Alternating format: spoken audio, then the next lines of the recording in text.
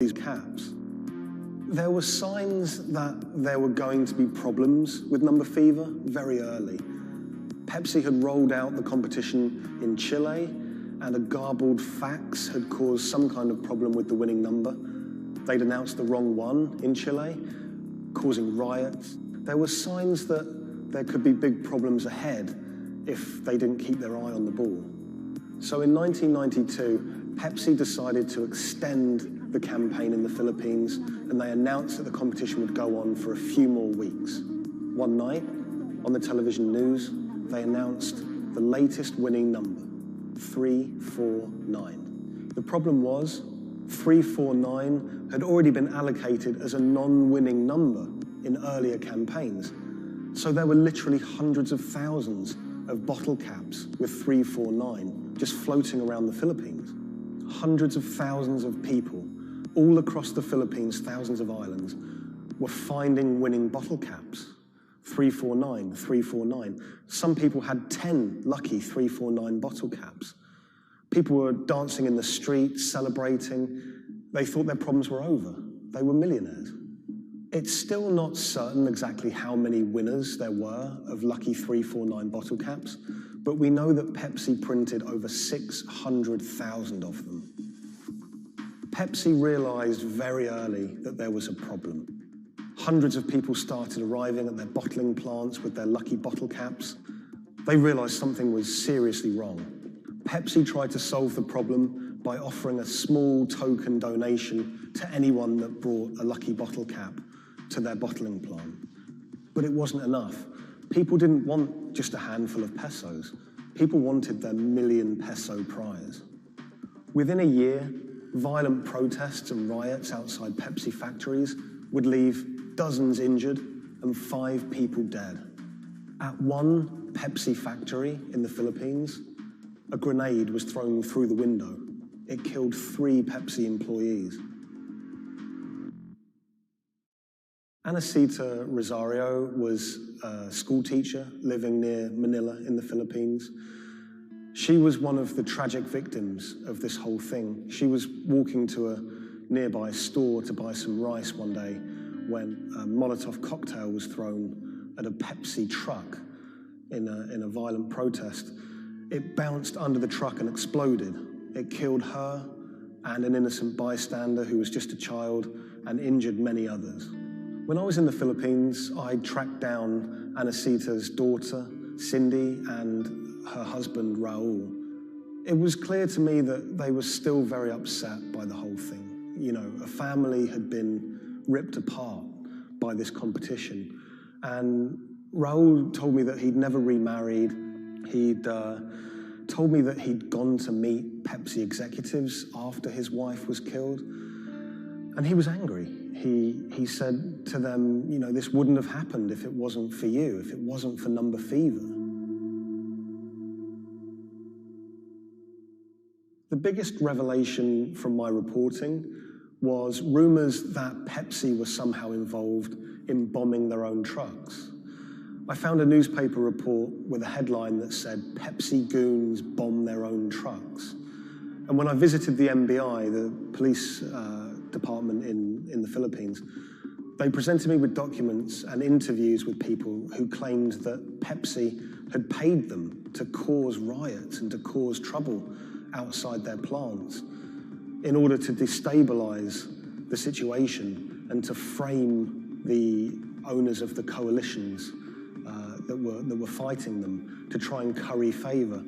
I just thought that was so shocking. And of course, Pepsi denied it, but how bizarre that a company would be accused of bombing their own trucks.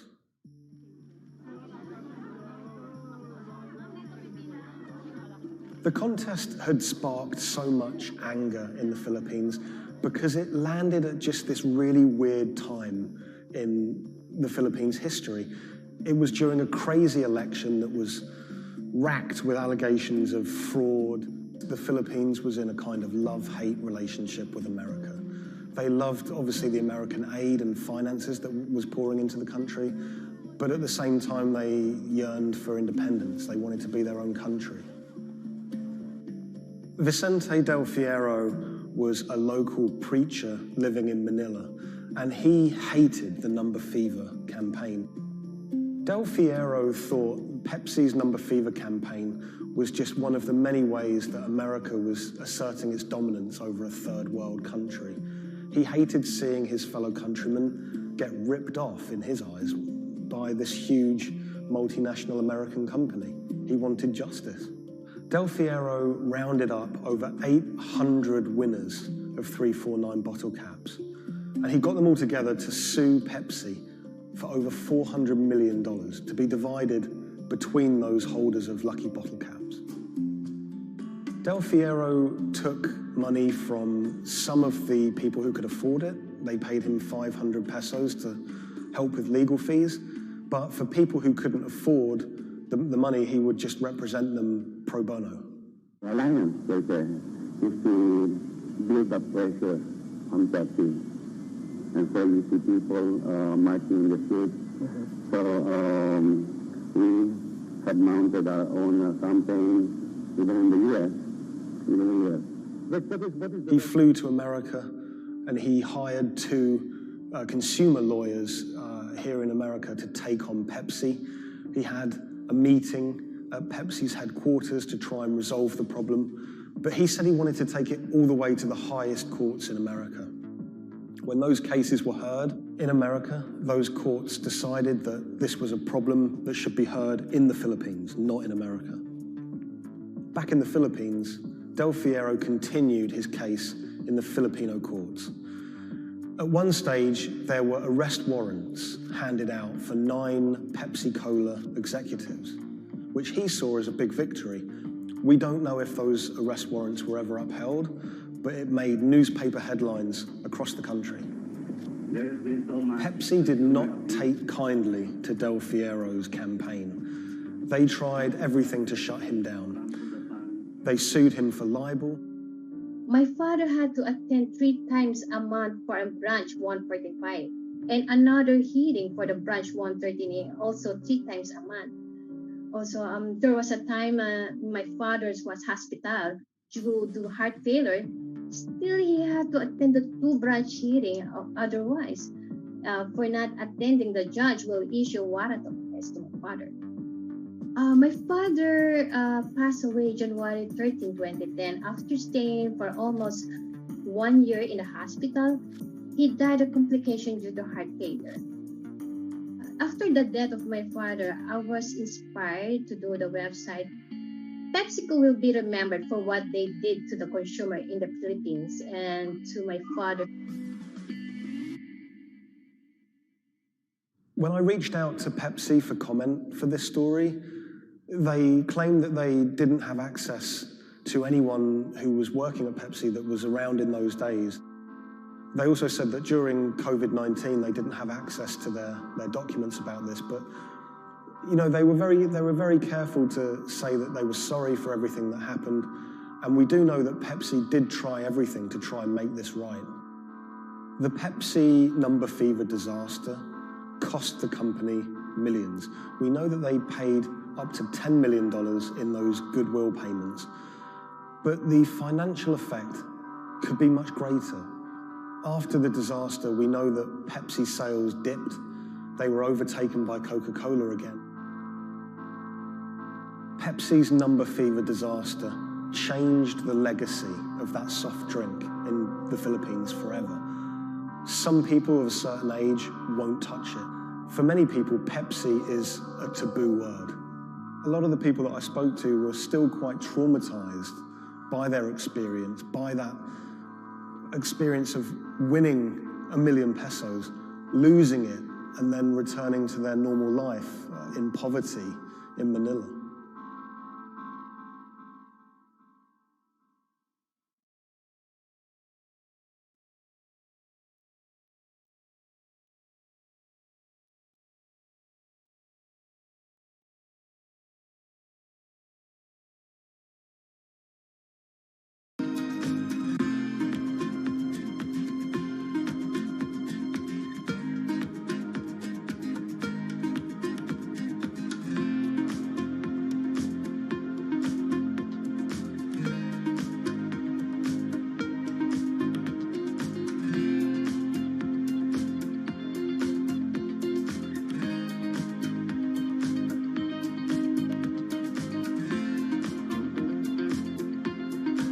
When the news of the bombing came out, it was a massive story in Germany. We are following some breaking news coming to us out of Dortmund in Germany. It was covered by all the media outlets. 3 roadside explosions triggered at the same time last night as a coach left its hotel in the south of Dortmund. Public figures commented on it. We should not let them affect our life, whoever it was. The media echo went far beyond Dortmund.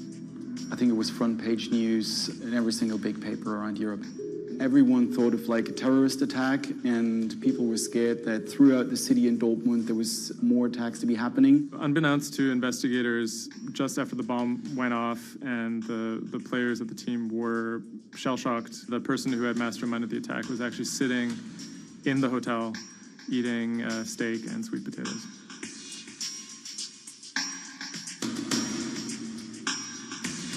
My name is Thomas Rogers. I'm the journalist who wrote the article, The Get-Rich-Quick Scheme That Nearly Killed a German Soccer Team.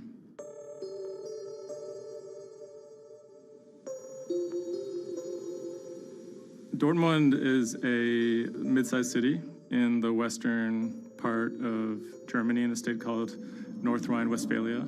And it's a former industrial city that's kind of fallen on hard times in the last few decades. It was severely bombed in the war, so the center of the city is quite stark.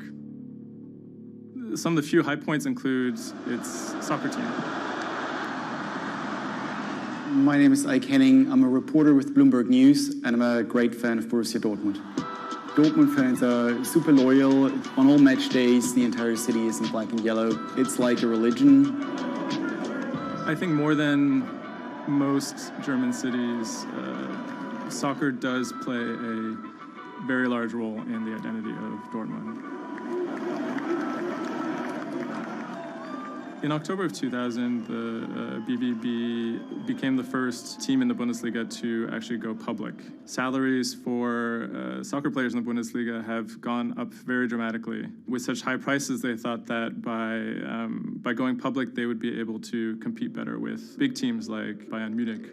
Unfortunately, that didn't go too well. Dortmund bought too many expensive players, high wages, and the club almost went bust in 2005. The price of their shares, it has sometimes gone up, but mostly gone down since they made that decision.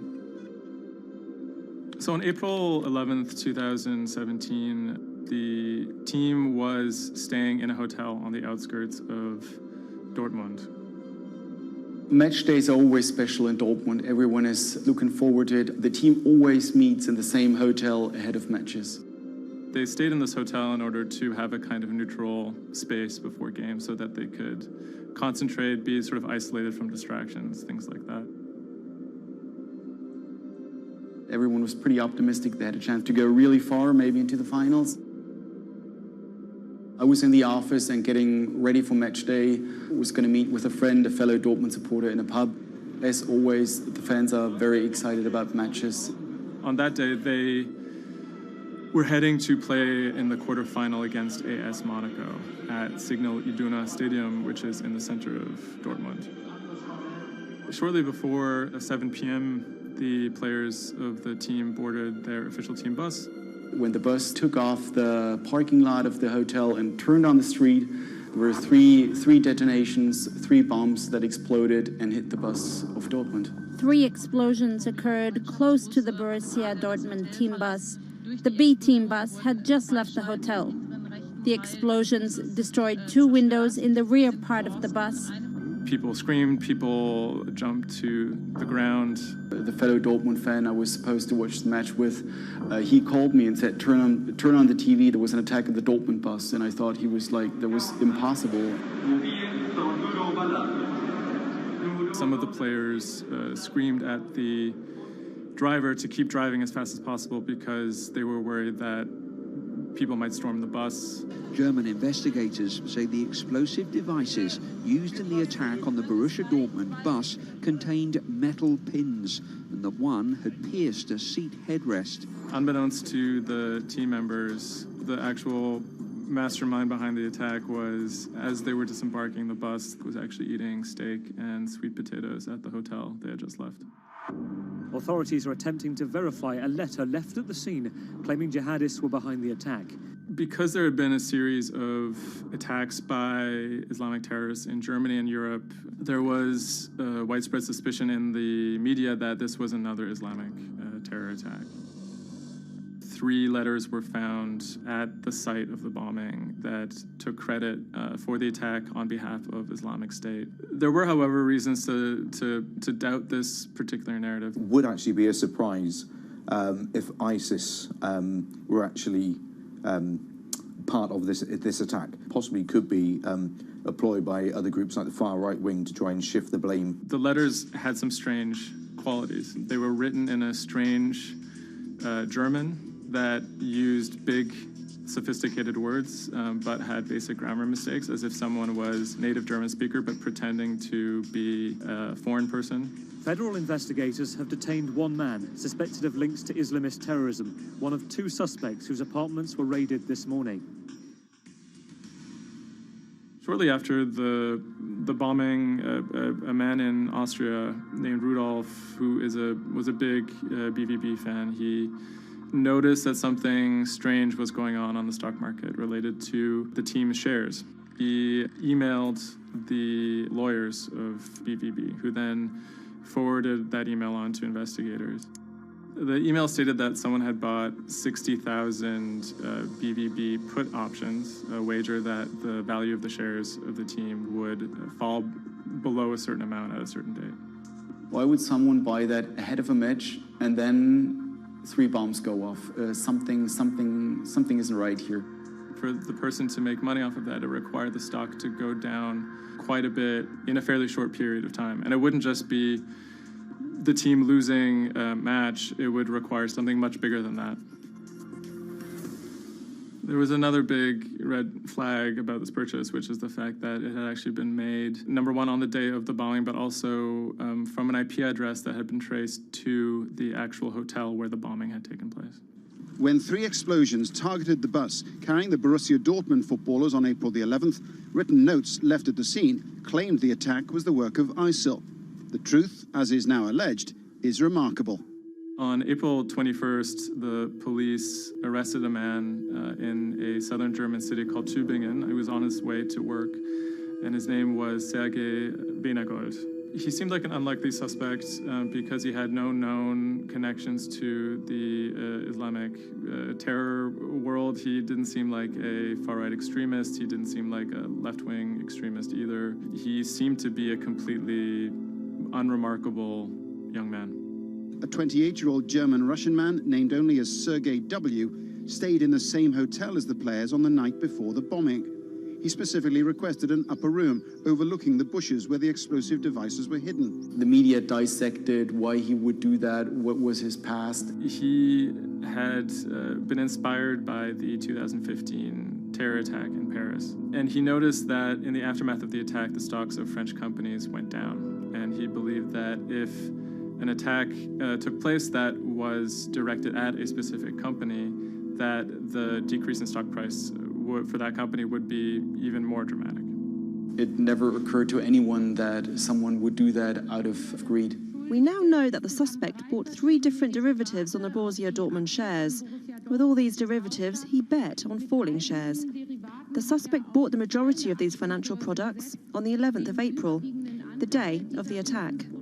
If the plot had been completely successful and the stock had reached a value of 0, Benegold would have made up to 570,000 euros, or the equivalent of about $608,000. Ultimately, the plan completely backfired. The attacker, Sergei Benegold, didn't make any money. In fact, he lost money. In court, he would be extremely quiet. He usually kept his hands clasped together. One of the lawyers actually commented that he had never seen a defendant act so calmly.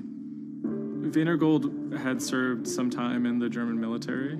From that information and from online research, he was able to figure out how to assemble remote detonated bombs that would do what he hoped to do. There were a few days of extremely emotional testimony including the soccer players who described doubting whether or not they could ever play another game again. It brought everything back up, and it didn't quite help them to kind of process what was going on. Throughout it all, he sat there completely silent. The big mystery that was swirling around the trial was the question of why he may have simply done it because he wanted to impress a woman. Rebecca is a young woman who has a very troubled home life. She ultimately sees her relationship with Weinergold as an opportunity to leave that troubled home. Weinergold is a Russian immigrant to Germany.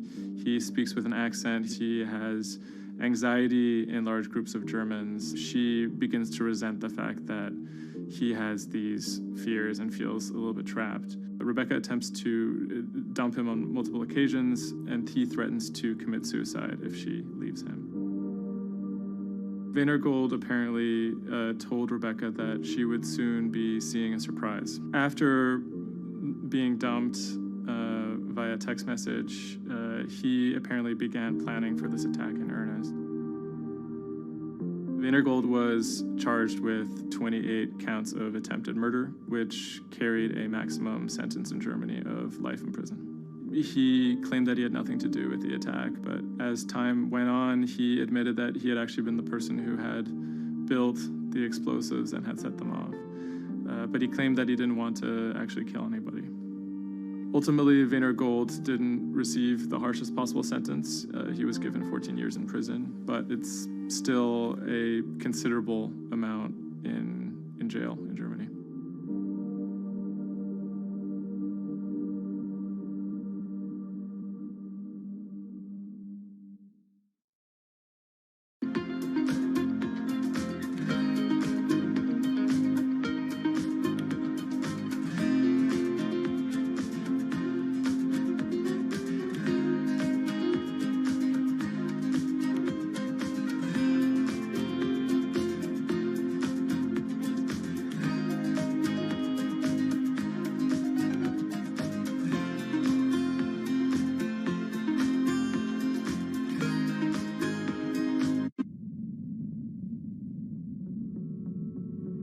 The threat of an asteroid hitting Earth is very real.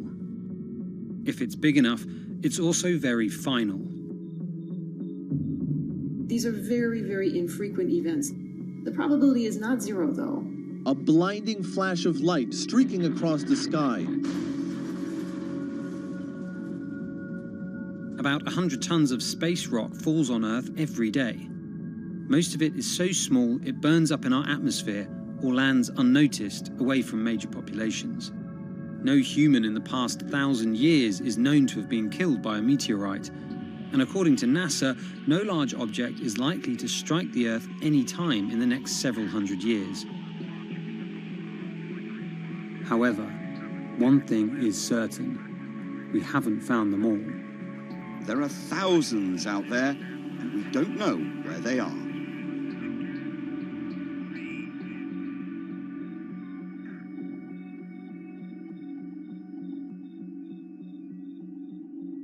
There are a lot of asteroids in our solar system. They number in the billions.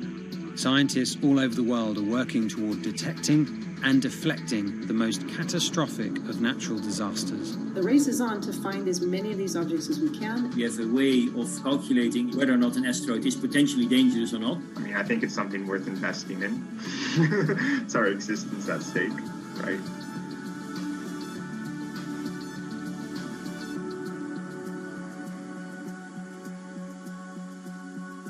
Amy, let's get this one out of the way. It's probably the question you get asked the most, but how scared should we be? Asteroids and comets are a natural hazard that's out there like a lot of other natural hazards. These are very, very infrequent events, these collision events, where an object actually impacts the Earth. The most important thing that we need to know about asteroids is when the next impact is going to happen and how bad it will be. What we know is that an object that's about, say, a kilometer across is capable of causing very, very wide devastation across the planet, really, truly global devastation. The object that wiped out the dinosaurs was somewhere in the neighborhood of 5 to 10 kilometers across, so even bigger than that.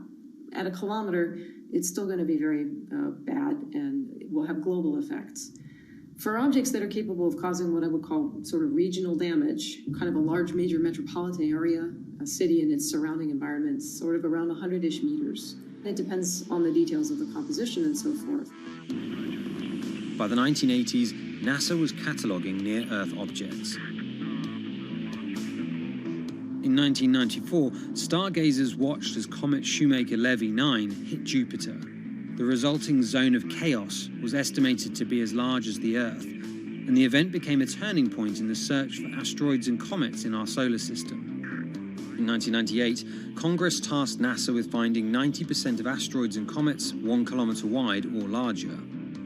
Soon after, Hollywood blockbusters Armageddon and Deep Impact brought attention and fear to the masses. The great news is that the vast majority, more than 90% of all the really large 1 kilometer near-Earth objects have been found. The challenge now is working down to these smaller sizes that are still quite capable of causing a lot of damage, but they're just harder to spot because they're fainter, they're smaller. Can you give us a sense of how many are out there in our solar system? We know that there are a lot of asteroids in our solar system. They number in the billions. Most of them, however, are between Mars and Jupiter in what we call the main asteroid belt.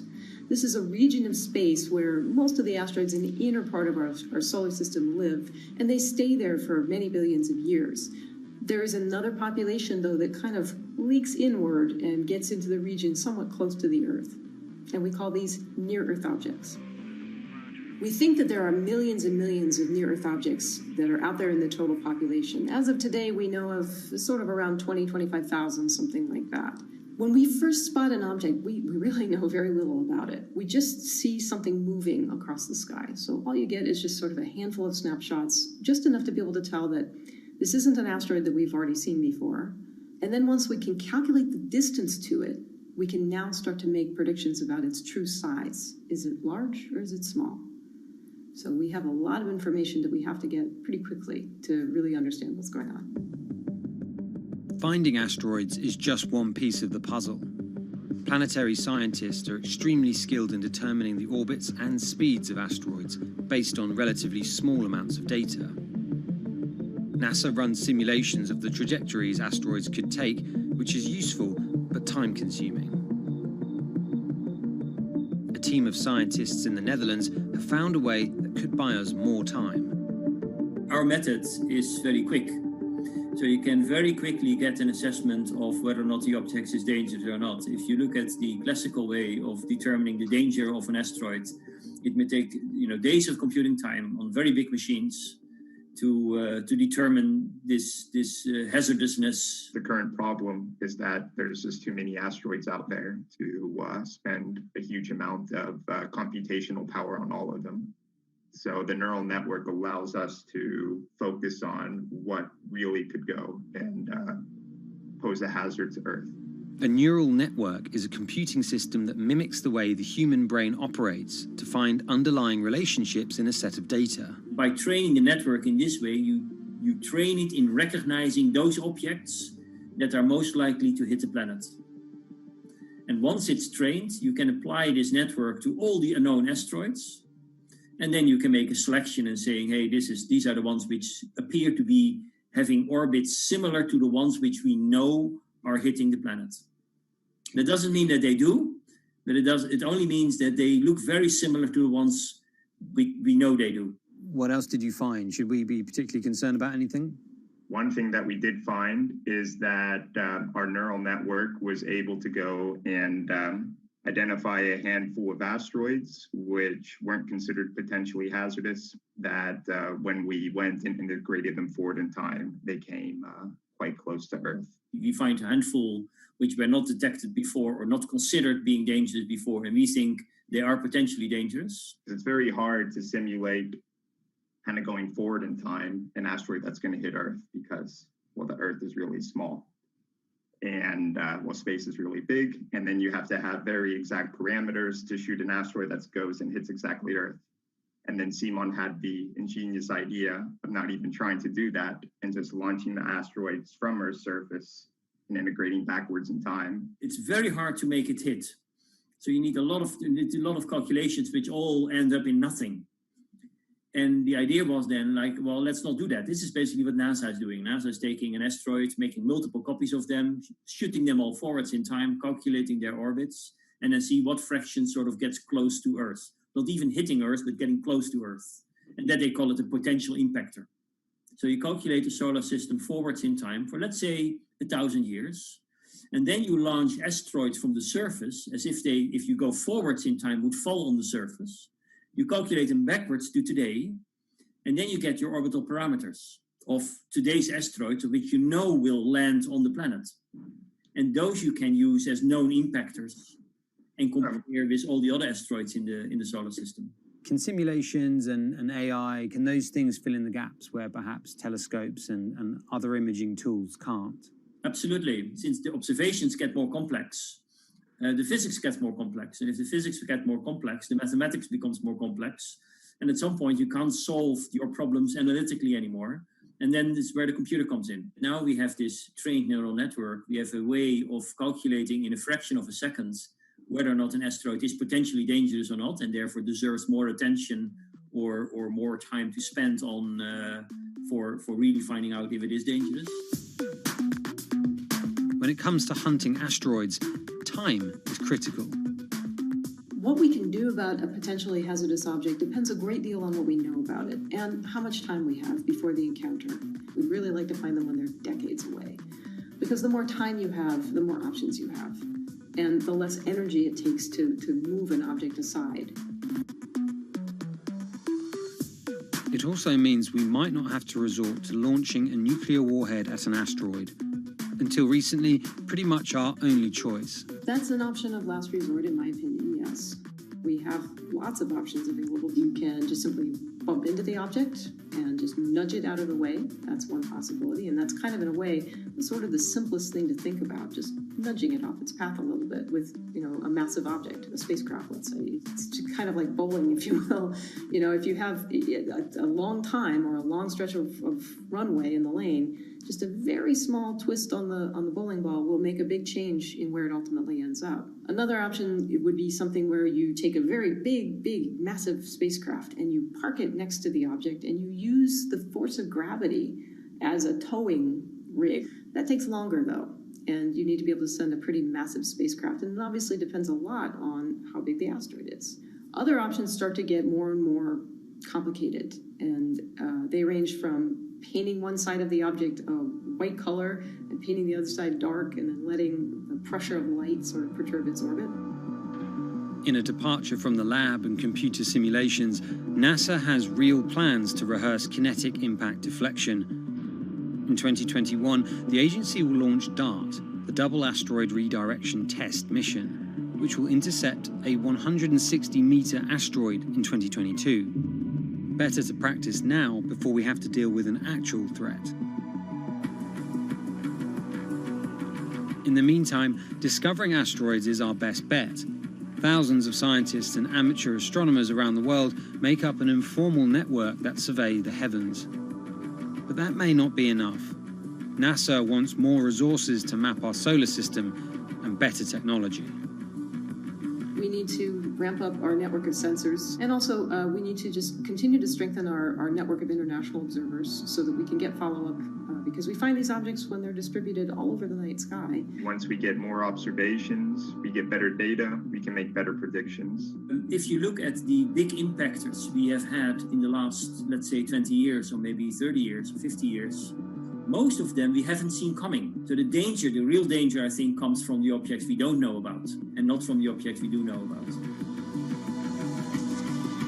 This particular natural disaster, like a lot of natural disasters and like climate change, is a problem of the global commons.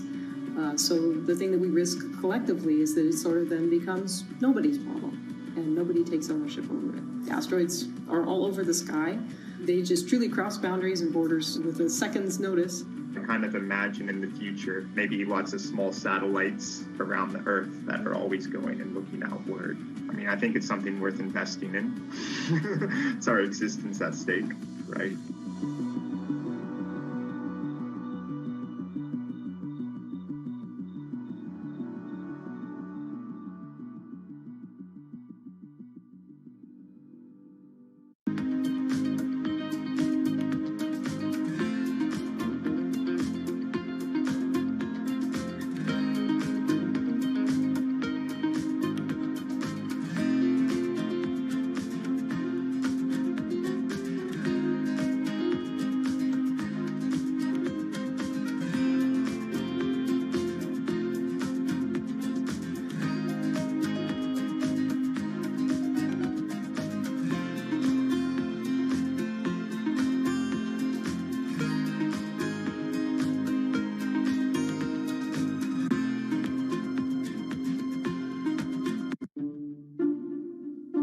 The pandemic has affected everyone in different ways.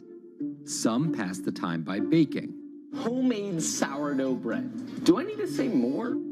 Some chose to binge watch Netflix. It's your game. Or maybe you started a garden oasis in your backyard. Next, I'm going to put my lettuces in. But for millions of others, I'm going to be posting stocks that will boom. They wanted to uproot the financial industry. Let's just lock it on up and take $15,000. Here's a stock that can change your life. I see a stock going up and I buy it, and I just watch it until it stops going up, and then I sell it. I have gained over $3 million. I want some free money.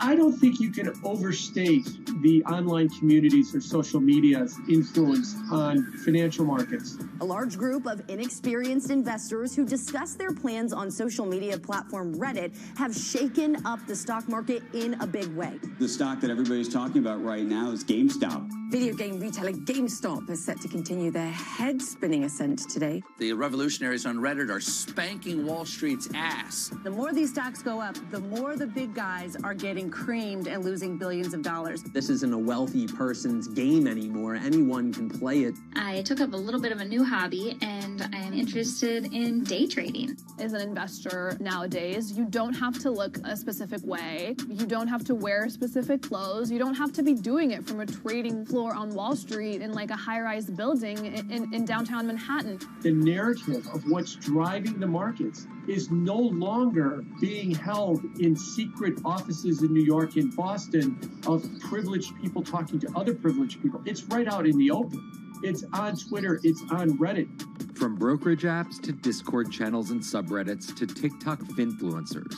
one of the last holdouts in the world of disruption, finance is next in line.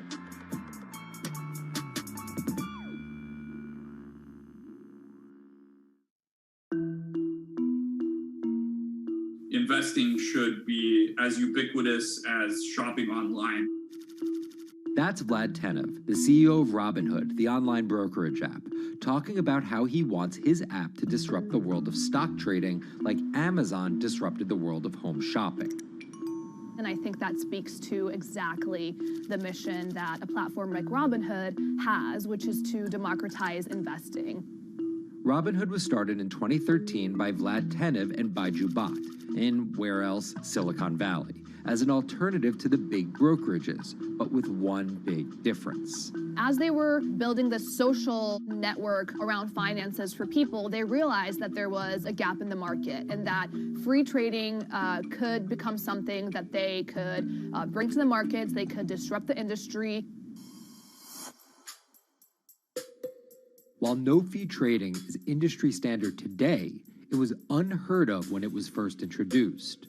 The online brokerage industry was really innovative when they came on the scene 10, 15 years ago, but they kind of stopped innovating where you haven't seen those commissions come down beyond $5 or $6 or $7.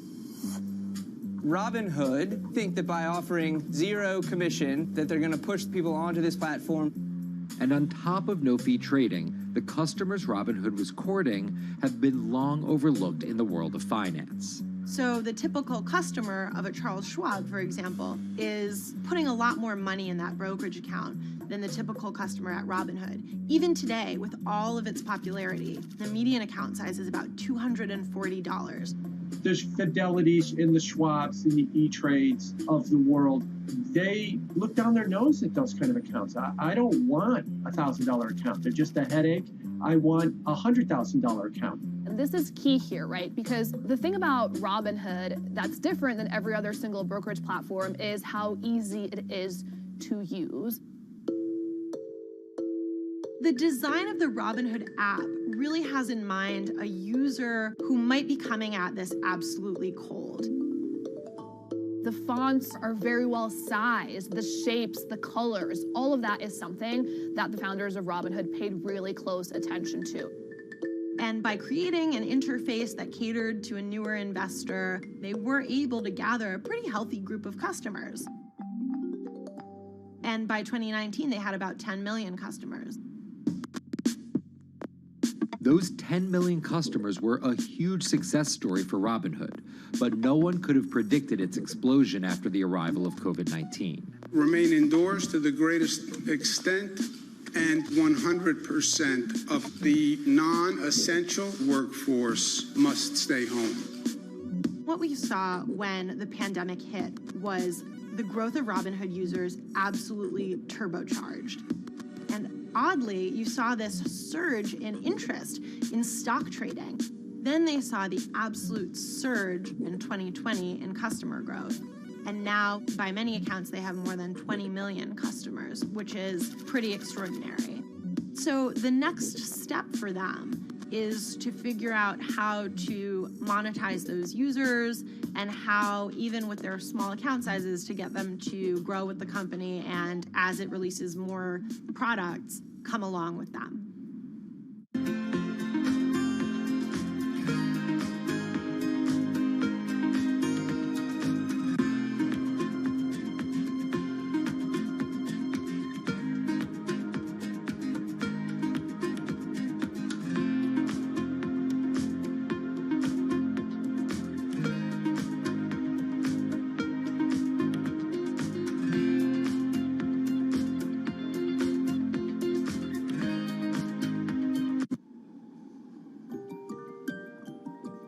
Robinhood would become one of the COVID economy's breakout successes.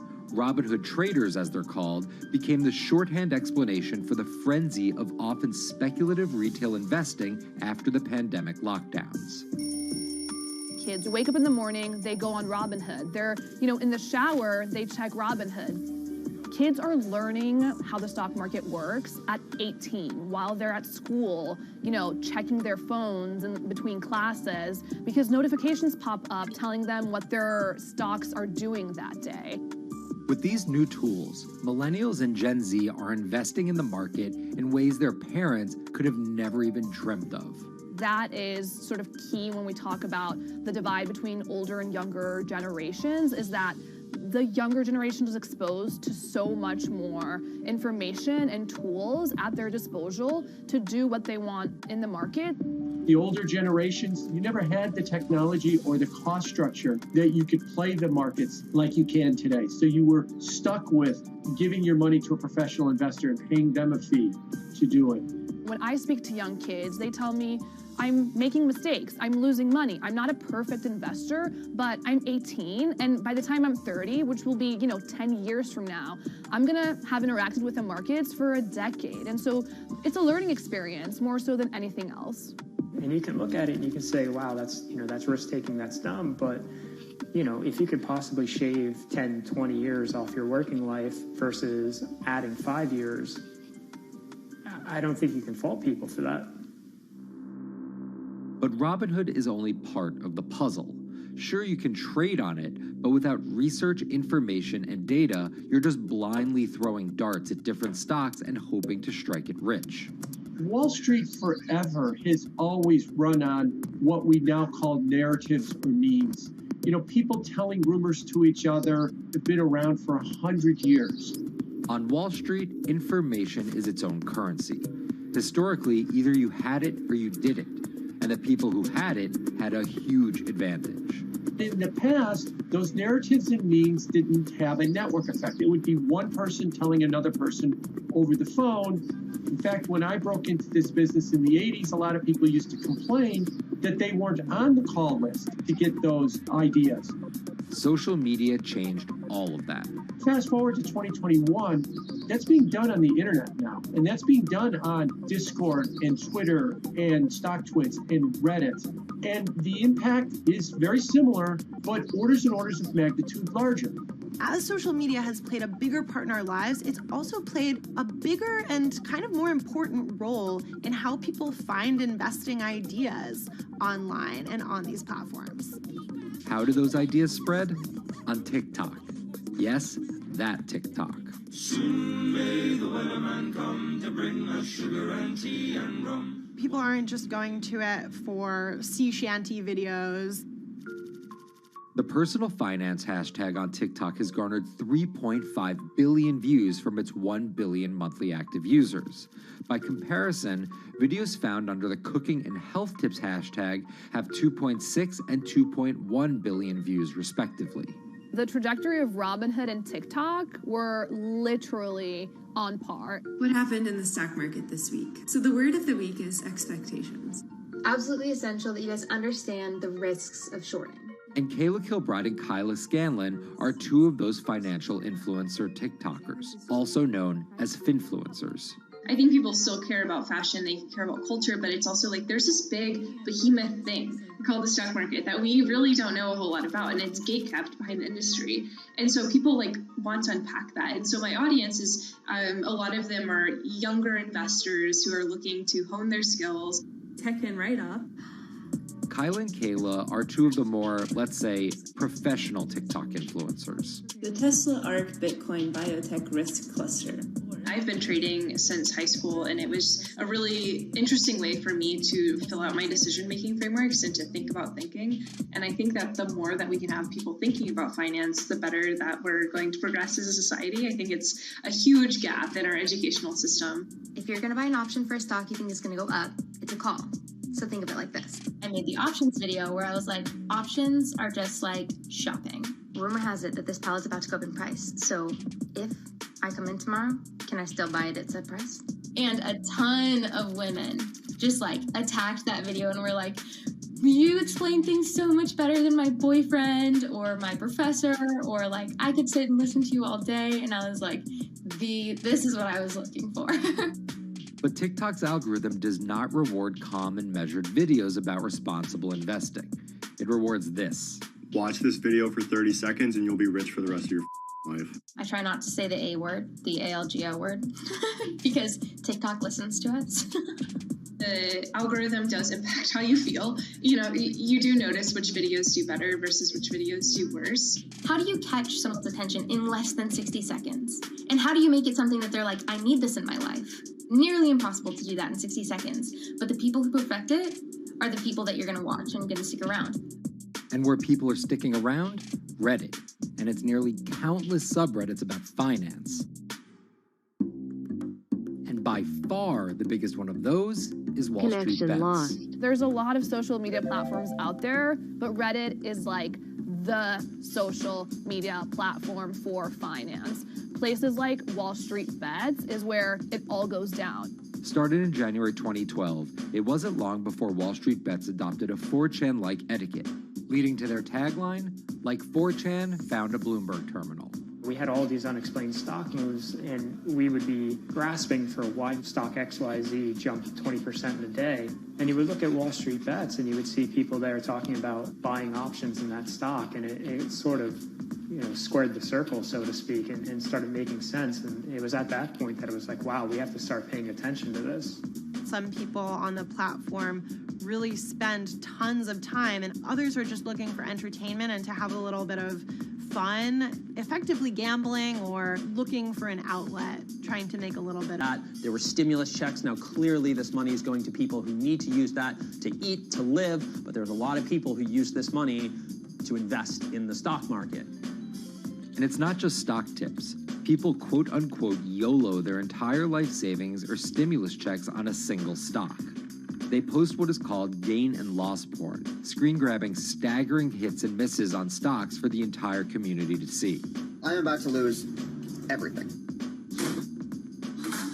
And while some of the people on Wall Street Bets are novice investors, the community contains multitudes. In one respect, what it did show us among these network groups is they are very sophisticated. They're not a bunch of ignorant people talking to other ignorant people.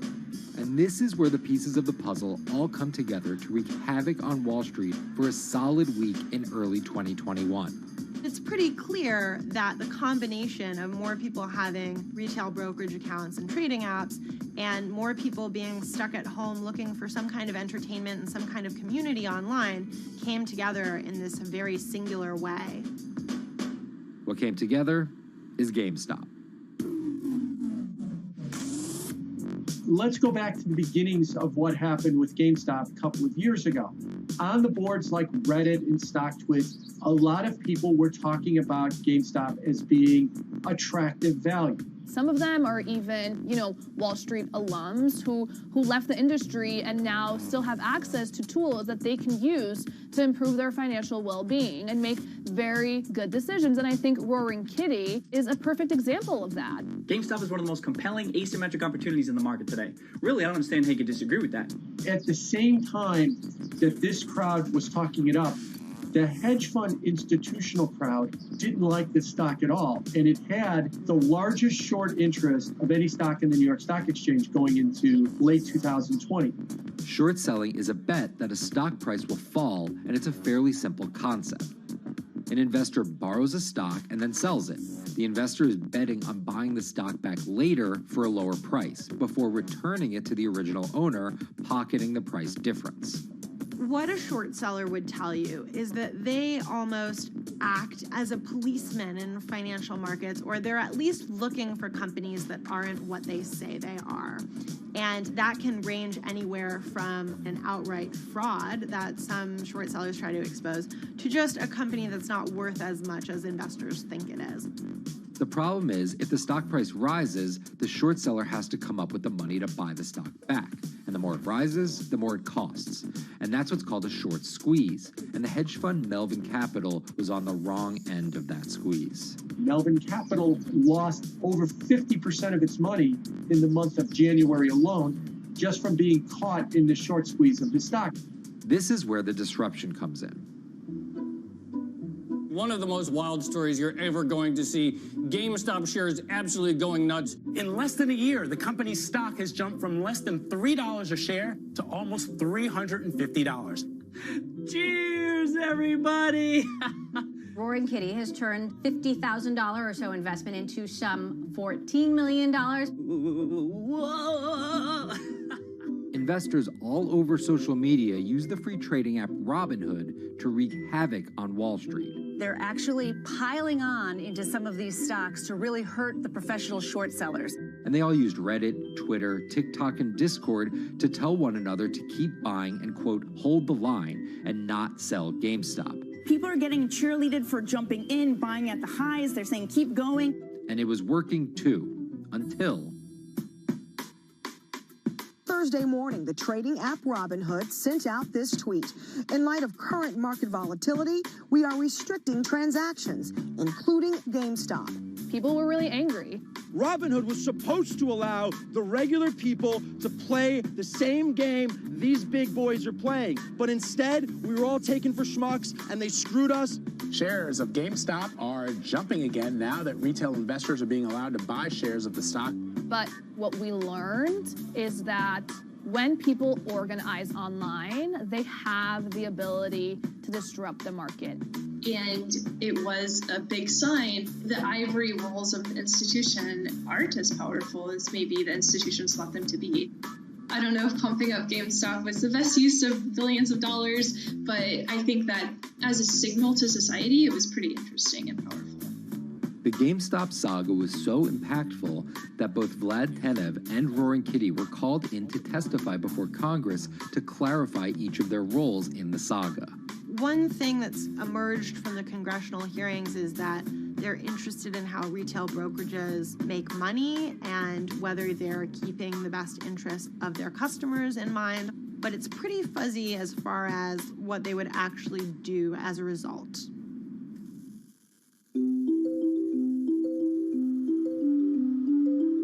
While the frenzy around GameStop eventually subsided, it didn't take long for retail investors to find other areas to invest their money. Take a look at Bitcoin going bananas over the weekend. Bitcoin forms a brand new all-time high. It was after GameStop started to drop that we saw Bitcoin really go up to over 60,000. How much further does this rally have to run? It's compelling to say that money shifted from one venue to the other. While correlation doesn't equal causation, there's a chart out there showing an inverse correlation on meme stocks going down and cryptocurrencies going up. There's definitely an aspect where people are making money on stocks and then moving, they're agnostic, they're not hedge funds. They can invest wherever the hell they want. It's a classic sort of momentum trade. They're going to wherever the winners are and they're willing to jump on and, ride it. So whether it's meme stocks like GameStop meme coins like Dogecoin, or entirely new ways to invest in art like NFTs, the new kind of retail investor is making its presence known. Over the next 10, maybe 15 years, you're going to continue to see, whether by choice or by force, that baton go from older generations to younger generations. I don't think any single app is going to be the thing that disrupts. I think people are the disruptors.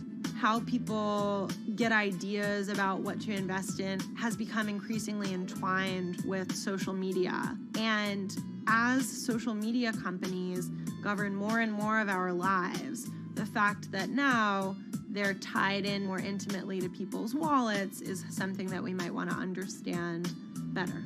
Usually what disruption, I think, means is technology comes in, whether it's blogs to the newspapers or online retailing to brick and mortar. They come in and they're in the same business, but they just do it in such a gigantic cost savings that it causes everybody to switch. Well, that's the risk that happens here, is that it's so much cheaper to just manage your own money. We're not there yet, but costs and conveniences are moving in that direction. So I'd say, Wall Street, you haven't been disrupted yet, but you could be in the coming years, and that the final chapter on this story hasn't been written.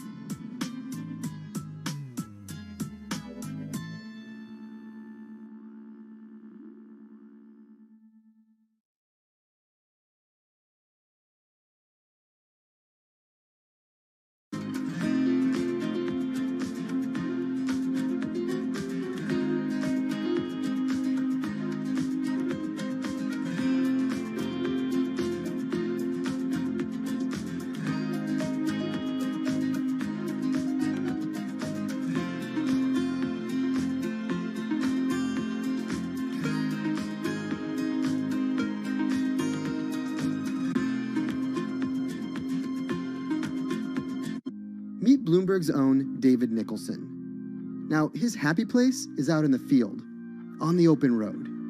But like the rest of the world lately, he's been working from home a lot more than he's used to. COVID-19 has prompted a massive urban exodus as professionals of every ilk yearn for more space to live and work. As a result, rural areas have exploded, and they're poised to experience a resurgence as more and more families pack up and leave the big city to try out life in the burbs. But there's one problem with that. Not all internet speeds are created equal. Anyone who might need to upload or download large files for a living may not want to pack up and move to that cabin in the woods just yet. Now, David's house isn't a cabin, but it is in the woods, and inexplicably, his internet is workable. My internet is okay. I pay a lot for it. It's around my and under 0.2 up, so it's often unusable. Some days it's around 1, and other times it'll drop down to about 0.2, 0.3. I just want to be able to have internet at my house without having to go outside the normal ways of acquiring internet. It's really frustrating. We're literally a few miles away from downtown, and it just cuts off. This is a problem, and the solutions are not there yet, because getting high-speed internet in rural areas en masse is something our providers may simply not be ready for.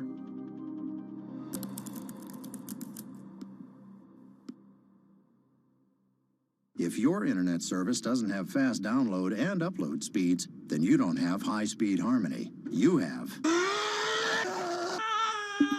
Americans on average pay about $70 a month for internet at home. But in rural areas, it could cost a lot more for a lot less service. So the pricing for a fixed wireless provider here can be something between $80 and $150 for about 25 megabits per second. However, gigabit service, which is 1,000 megabits per second and symmetrical, is running at about $119 a month or $130 a month. That's John Paul. He co-owns Spiral Fiber, an internet service provider here in Nevada County, California. And for the past 10 years, he's been trying to bring an affordable fiber optic network to town. It all started when he applied to be part of the pilot program for Google's fiber service. Across the country, civic boosters have been going to extremes, chanting, singing, and marching, trying to get the search engine giant to look at their town. The internet these days is crucial to be in the world, to be a part of the world, and to be connected to your community. Google ultimately went with Kansas City, Missouri, which left Paul on a mission to get funding to lay out fiber optic networks for gigabit service. Over the next several years, he would attend conferences and pitch venture capitalists and apply for grants to make his vision come to life. One of the biggest roadblocks to building infrastructure for the internet here in the United States are the existing large providers. They have their land staked out. They would prefer that nobody come in and compete against them. In 2013, we applied for a grant. We went down and met with the commissioners at the California Public Utilities Commission. It was an arduous process to get funded, but we finally did against all odds. We got a $16 million grant, and then we went out to seek venture capital. Then, in March of 2020, the pandemic hit the world. Everybody got locked down, and everybody came home, and everybody started using the internet. And I remember seeing on one of the local fixed wireless providers' websites, they've said, hey, we know you're all staying home, but please don't use too much video, and please don't use too much bandwidth. And I thought, that doesn't work. The U.S. connectivity gap is far greater compared to countries that are considered its peers economically. Some developing nations actually have better internet than rural America, like in Kenya, which has a state-of-the-art fiber optic network fed in from their coastline. The American connectivity gap does largely affect rural areas that are either outside of service coverage or simply prohibitively expensive. This is Rebecca. She and her family moved to Nevada County just a couple miles down the road from David. They took for granted that high-speed internet would just exist in the area, and it's not something they even bothered to check on before buying their house. Turns out, all they got was dial-up. We wanted to move where we had a little more space, room for the kids to run around, just be out in the mountains a little bit more. Having come from a bigger city area where Wi-Fi is pretty readily available, we hadn't really considered that in our purchasing of the house, whether that would be an option or not. When school started, and now that we are remote learning with our children and we're doing everything from home, we didn't have the option to do that at our house. So every day when school would start, we'd have to pack the kids up and we'd go to my in-laws' home. They have a little cabin up in this area that does have Wi-Fi already. Rebecca's situation is the norm in rural America.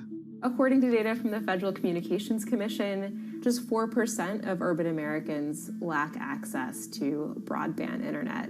That's compared to almost 40% of people who live in rural areas. But while that was the case, there were also racial and socioeconomic divides in terms of who had that access. In addition to that geographic difference, low-income African-American students, Latino students, and first-generation college students were more likely than others to have only one device at home that's shared among multiple siblings and or lack access to that actual connection.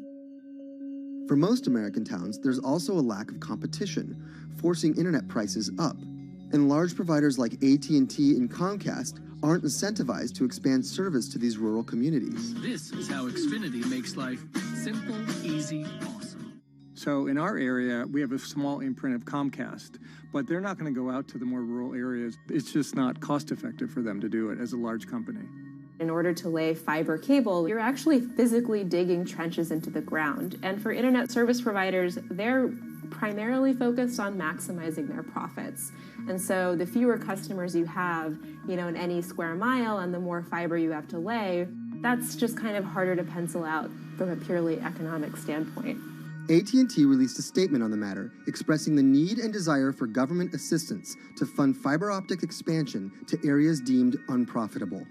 Comcast released a similar statement encouraging more public-private collaboration on this effort. Federal agencies do offer grants to help communities build broadband networks, but many have argued that there's not enough flexibility on how to use these funds. The COVID-19 relief package passed by Congress in March and signed by President Donald Trump awarded $43.3 million to 51 projects on the East Coast alone. But it also stipulated that these projects needed to be up and running by December 30th. For contractors who plan projects months and years in advance, it's a scramble to rearrange their schedules to meet that deadline. So what we've been asking the federal government to consider is at least have, as long as the projects are getting started, knowing the projects are being put into place to expand both remote learning, working from home, and opportunities like that that are truly driven from COVID. We're moving as fast as we can regardless, but hopefully they'll give us some more time. Talking to John Paul, it's clear that he believes broadband is something that can transform a community and should be considered a public good. One of the first communities to come on in the United States with full-on gigabit service was Chattanooga, Tennessee. Now, they're a bigger city, but they're a city that was economically in a downturn. In the last 15 years, the city of Chattanooga has turned around in an amazing way. It's a nexus for young people to move to. It's a place where technology happens. It's not just about logging on to Zoom, to connect with your colleagues who might be in New York City. It's also your ability as a small business, operating in the town of Nevada City or wherever it may be to, quickly upload your payroll documents or something onto the cloud, or to quickly, swipe a customer's credit card. There's just some really basic business functions and mechanics that I think people in big cities really take for granted, and that are just going to be a much bigger challenge for small business owners in rural areas.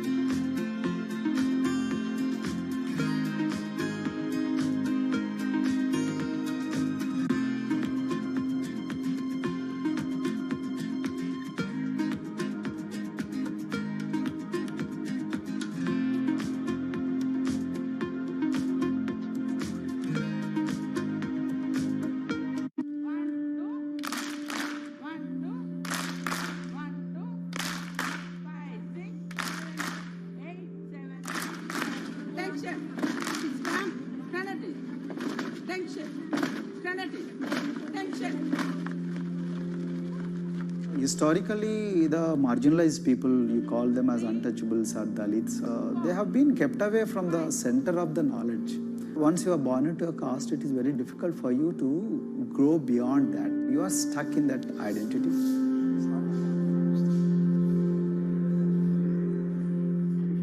I think education is the best way of liberating them. So that's how I chose to work in education sector. The kind of education that we are giving to the marginalized people is going to change not just the fate of these communities in Telangana, but it is going to be the source of inspiration, source of hope for all the marginalized in this country.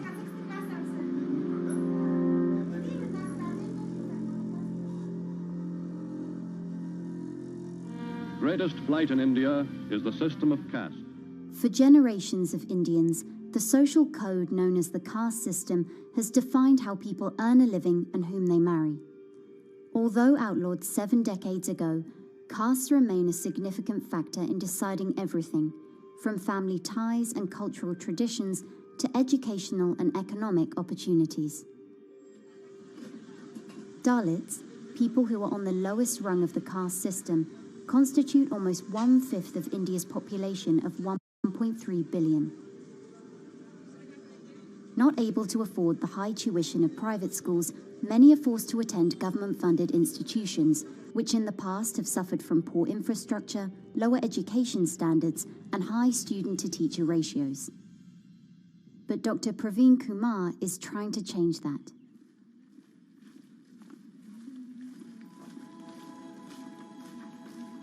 I am currently working as head of Telangana Social Welfare Residential Schools. So totally above 400 schools I manage. These are all residential schools for the students who are historically marginalized but talented and then poor. My friend also Of them, 60% are girls and then 40% are boys. because girls are more marginalized among the marginalized. Their voices are always suppressed. My approach to improve the conditions in the schools has been put your eyes and ears on the ground always. Talk to the parents, talk to the teachers, talk to the students, stay in the schools and then understand their problems, their challenges, both in classrooms and then the corridors and the dorms. Then go to the dining halls and see what kind of food they are eating, and then go to their homes and then what kind of food they are getting and what kind of challenges the parents have.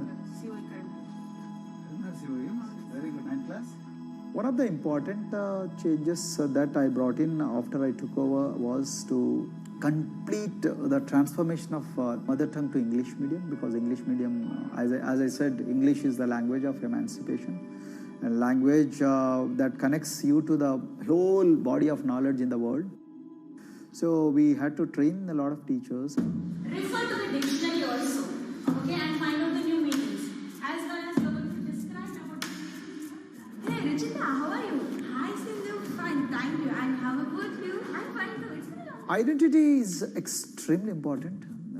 There is a scientific evidence to prove that your sense of identity is extremely crucial to your growth as a successful human being in your life.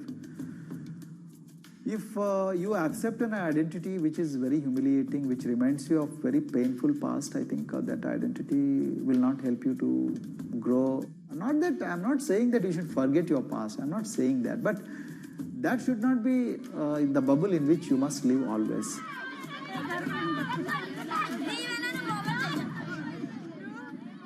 Sweros is an alternative identity. S stands for state, W stands for welfare, Aero, SW and then Aero is Swero.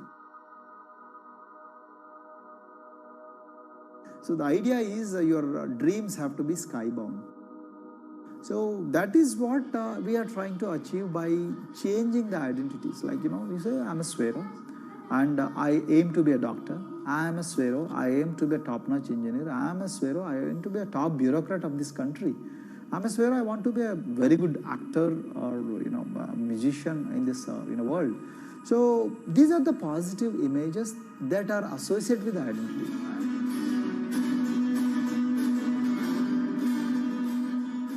Just to give an example to you, in 2012, in our institution, we used to produce about 6 doctors per year. But because of our, this self-liberating ideology of Sveroism, we have, this year, we have produced about 189 doctors. This is phenomenal for any poorest of the poor people. You know how difficult it is to get into medical colleges in this country. So, but today, because of this ideology, the students have been able to achieve this, feat. Pujita has been a farm laborer, and her parents themselves are agricultural laborers. And then this girl used to sell vegetables, but thanks to the residential education institutions, she came to the Gauli Doddi campus, and then she toiled very hard for 1 year, despite many problems. And today, I'm so happy to share with you that she has joined one of the prestigious medical colleges in the state of Telangana, Usmania Medical College, and then in future, she hopes to be a gynecologist. So this is the journey our children are hoping for. Similarly, the Mount Everest expedition. At Mount Everest expedition, we are very fortunate enough to place the youngest ever female in the history of this world on the peak of Mount Everest. How did this happen? It's all because of an ideology that helps you to liberate yourself.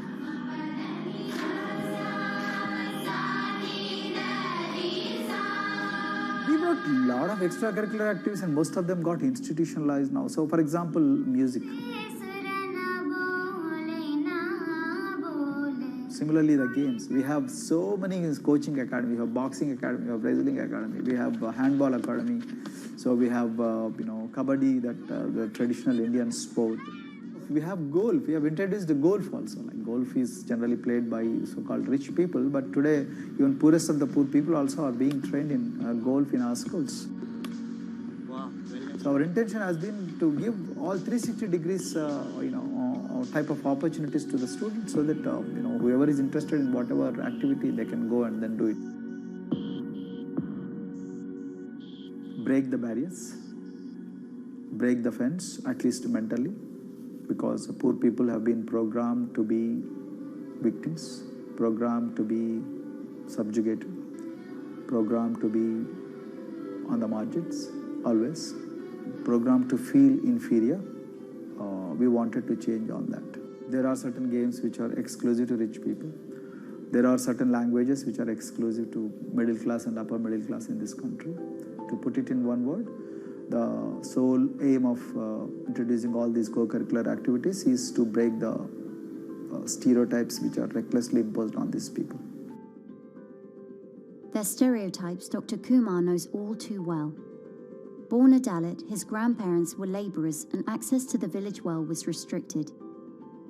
Dr. Kumar credits his parents' belief in the power of education with helping him realise his aspirations.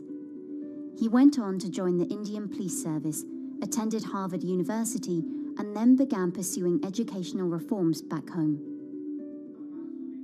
I attribute whatever I am today, it's to my mother primarily. They educated me in the village, although there were no good schools. So then I stayed in social welfare hostels, the hostels which are managed by government for the poorest of the poor kids. I passed with reasonably good grades. Then I went to university, and then I faced worst form of discrimination in the universities. Like there were, in those days I'm talking about, so the bathrooms and the toilets were exclusively meant for scheduled castes and scheduled tribes. We used to fight discrimination on one hand, and then again, try to excel in academics, day in and day out. So that's how I came to education, because I deeply believe that education is the only important weapon that can really, place the poorest of the poor people from a very victimhood orbit to a prosperous orbit. I think in future, this is going to be a game changer for the marginalized in this country.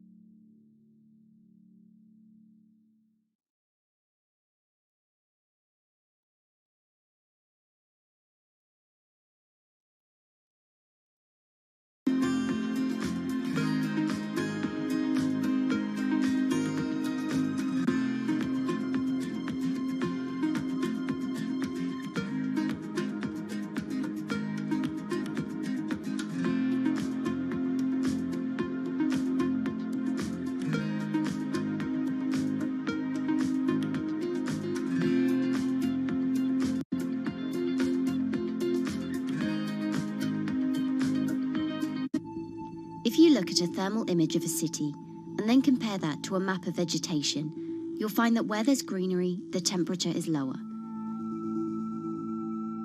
That's because things like asphalt, concrete, and shingled roofs absorb more heat from the sun than trees. This is the urban heat island effect, and it accounts for higher temperatures in cities, often by several degrees compared with their surroundings. It's becoming a huge risk to human health as growing urban populations exacerbate the heating effects of climate change. Heat waves kill more people than any other extreme weather event, more than tornadoes, hurricanes, and even floods. That's why urban heat island mitigation strategies are being studied in Singapore by a group of researchers. The government-backed project called Cooling Singapore is now in the process of combining everything they've learned to create a digital tool that can help cities all over the world, starting with Singapore.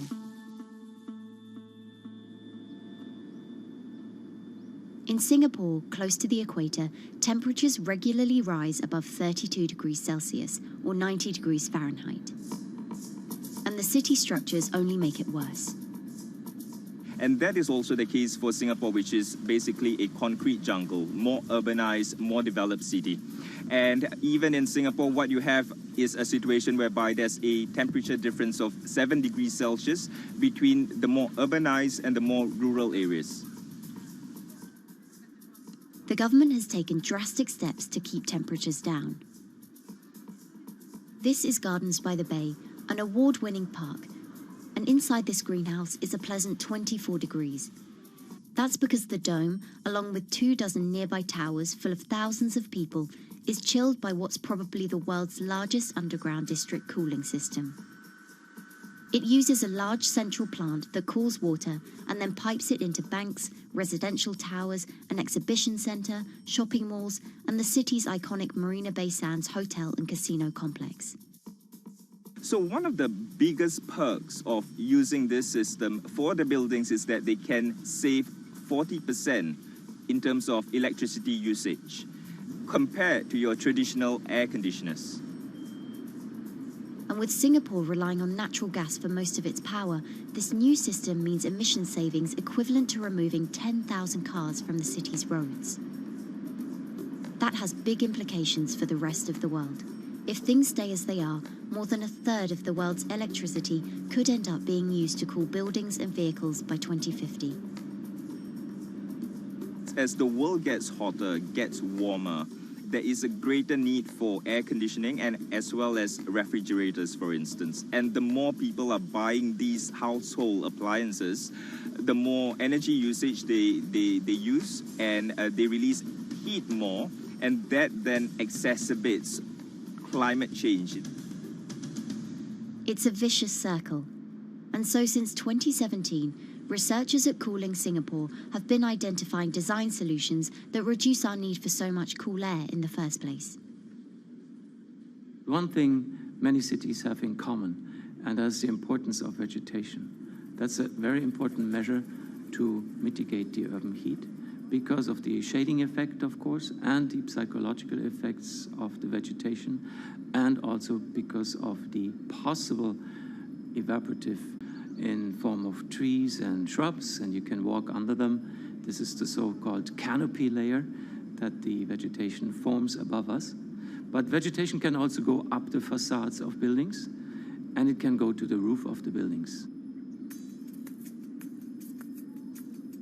Luckily, Singapore has been striving for the Garden City feel for quite some time. It was a vision initially introduced by then Prime Minister Lee Kuan Yew in 1967 to make life more pleasant for people. And today, Singapore is one of the world's greenest cities in terms of urban vegetation. Kampung Admiralty, a community centre that contains health facilities and social spaces, now provides more green space than the plot of land it was originally built on. It's topped by a roofscape of staggered terraces covered in local plants, which functions as a community park. And a village green in the centre that contains farm plots for residents to tend to. Park Royal on Pickering was designed as a hotel in a garden that doubled the green growing potential of its site. There's now 15,000 metres of sky gardens, reflecting pools, waterfalls, planter terraces and green walls. And the government has big plans as well. Singapore actually has a plan to plant 1 million trees and add more green spaces over the next 10 years. It is actually a mix of wanting to reduce the urban heat island effect, but on the other hand is also to get the people to be more connected to nature. But it's not enough. The city-state has still been warming twice as quickly as the world average over the past 6 decades. That's why Cooling Singapore has developed a catalogue of other potential heat mitigation measures. When you try to mitigate the urban heat island effect in a city or in any building, in a village as well, the first place to start is by shading of the windows. You have to keep areas clear so that the wind can move through it. Water of a certain depth can act as a very good thermal buffer. If you have to construct heavy buildings such as high-rises, at least you can make the surface, the facade, less heavy, and you can protect it from direct sun penetration. We have to make sure that no combustion engines will be in the city in the middle, in the medium to long-term range. So ideally, the electricity production is outside of the city, and you bring just the clean electricity into the city. You can at least minimize the use of energy in the city, and you can start to slowly convert the roofs, the facades of the city into production areas for renewable energy. In Singapore, unfortunately, this is up to 20-25% of the energy, of the electricity needed in Singapore, if all the roofs and the areas in the buildings, on the facades would be used to do that. With so many different ideas, Cooling Singapore is also designing a virtual model of the city to test them out. It's called a Digital Urban Climate Twin, or DUCT, that will calculate how each element of the city's design will impact the urban heat island effect. That means we model not only the geometry of the buildings digitally, but also we model the transportation, the insulation, the temperature, the radiation coming from the sun, the weather, the local climate, the even very, very microclimate of the city, the water, the movement of people in the city. We can invent scenarios, we can design scenarios, test them before we actually build them, and if they test very well and we are sure that they will function, then we can start to build them and put them into reality.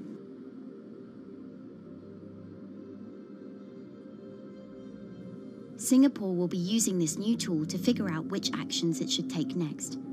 And the model can be applied to any city, whether it needs to keep heat out or keep heat in, which will ultimately save energy, slow climate change, and improve our quality of life. So this is something that Singapore will be able to export, maybe even together with its city development systems that it already has. Singapore is one of the very few cities in the world that really combine this scientific approach with a very well-established urban redesign and urban design approach. Through its agencies and the combination of its agencies, it has achieved a lot in the past. If it keeps following the scientific path and the combination with the other knowledge in the city already, we think that it will be a very comfortable and very livable city in the future, even more than today.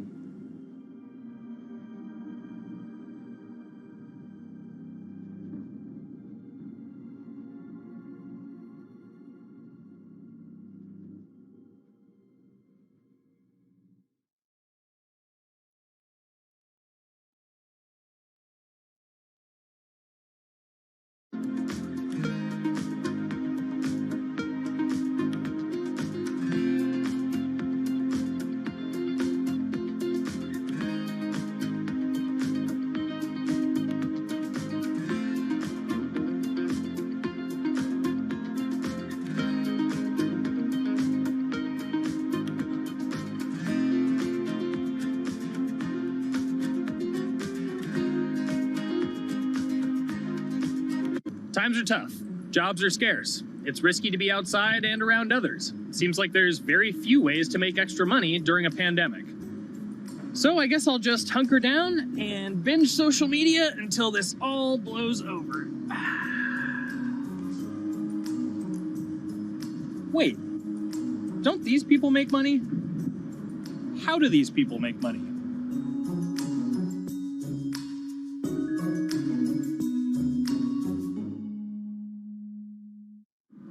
Streamers, YouTubers, Twitch stars. How do they make money? Is it a lot? Is it a lot of work? I know, I gotta ask somebody in the biz, and I got just the guy. Austin John Plays. This is your full-time job now, right? As of November of last year, yes. This was always just kind of like a side thing. Like, any money that I made from doing my videos and whatever else, I never touched that because I didn't really think of that as being like real money. And then it started coming in more and more. And then it was like I hit my first day that I broke $1,000 and I was like, this is actually going to be money. How did the YouTube channel come to be? When the game Pokemon Sun and Moon came out for the 3DS, there was like things that I learned about the game, and then I wanted to just share that information with people. And at the time, I didn't have any way to capture a screen or anything, so I found like generic footage, and I kind of put it all together with so much editing. And that video got 6 views. And then 2 days later, I made another one, and that one got 12 views. And then I just started pumping out more and more content, and people were like, this guy knows what he's talking about. It really just started building on top of itself, and then it was like, my channel really focuses on tips and tricks. So I play a straight 18 hours, and I'll finish the game or get to about the 40-hour mark, and then I'll make my first video. While I'm going through, I have a giant notepad and just scribbles everywhere, and I make these notes of like the things that stumped me, so I know the things that may stump other people. What do you need to think about if you're building your YouTube channel? 1, you need to do something that you're passionate about.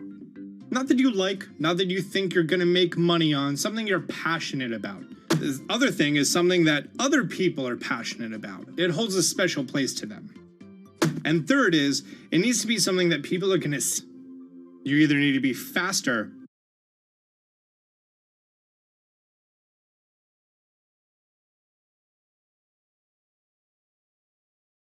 than everyone else, or you need to be more accessible than everyone else.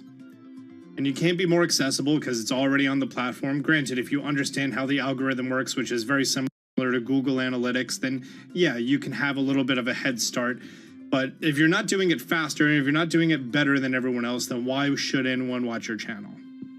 So my income as a YouTuber kind of breaks down to 3 different ways. 1, which is the bulk of it, which is ad revenue. Whenever you go and you watch a video and then there's an ad and then you wait 5 seconds and you hit the bottom right corner and then you go on to the next video, or a non-skippable ad, or the video starts immediately, you get the little banner ad at the bottom, or if you scroll down from the video, the first thing that shows there is an ad. Those are the 4 different types of ads that can appear on every single YouTube video. And all of them pay a certain amount. It varies on lots of things, like the country of the person who posts it, the country of the person who watches it, the time of year, where you are in the quarter, if there's anything going on with a reduction in ad revenue. Like, great example, COVID-19, companies weren't spending as much on advertising. So because of that, CPM went down. CPM stands for click per thousand. I'm using the Roman numeral for 1,000.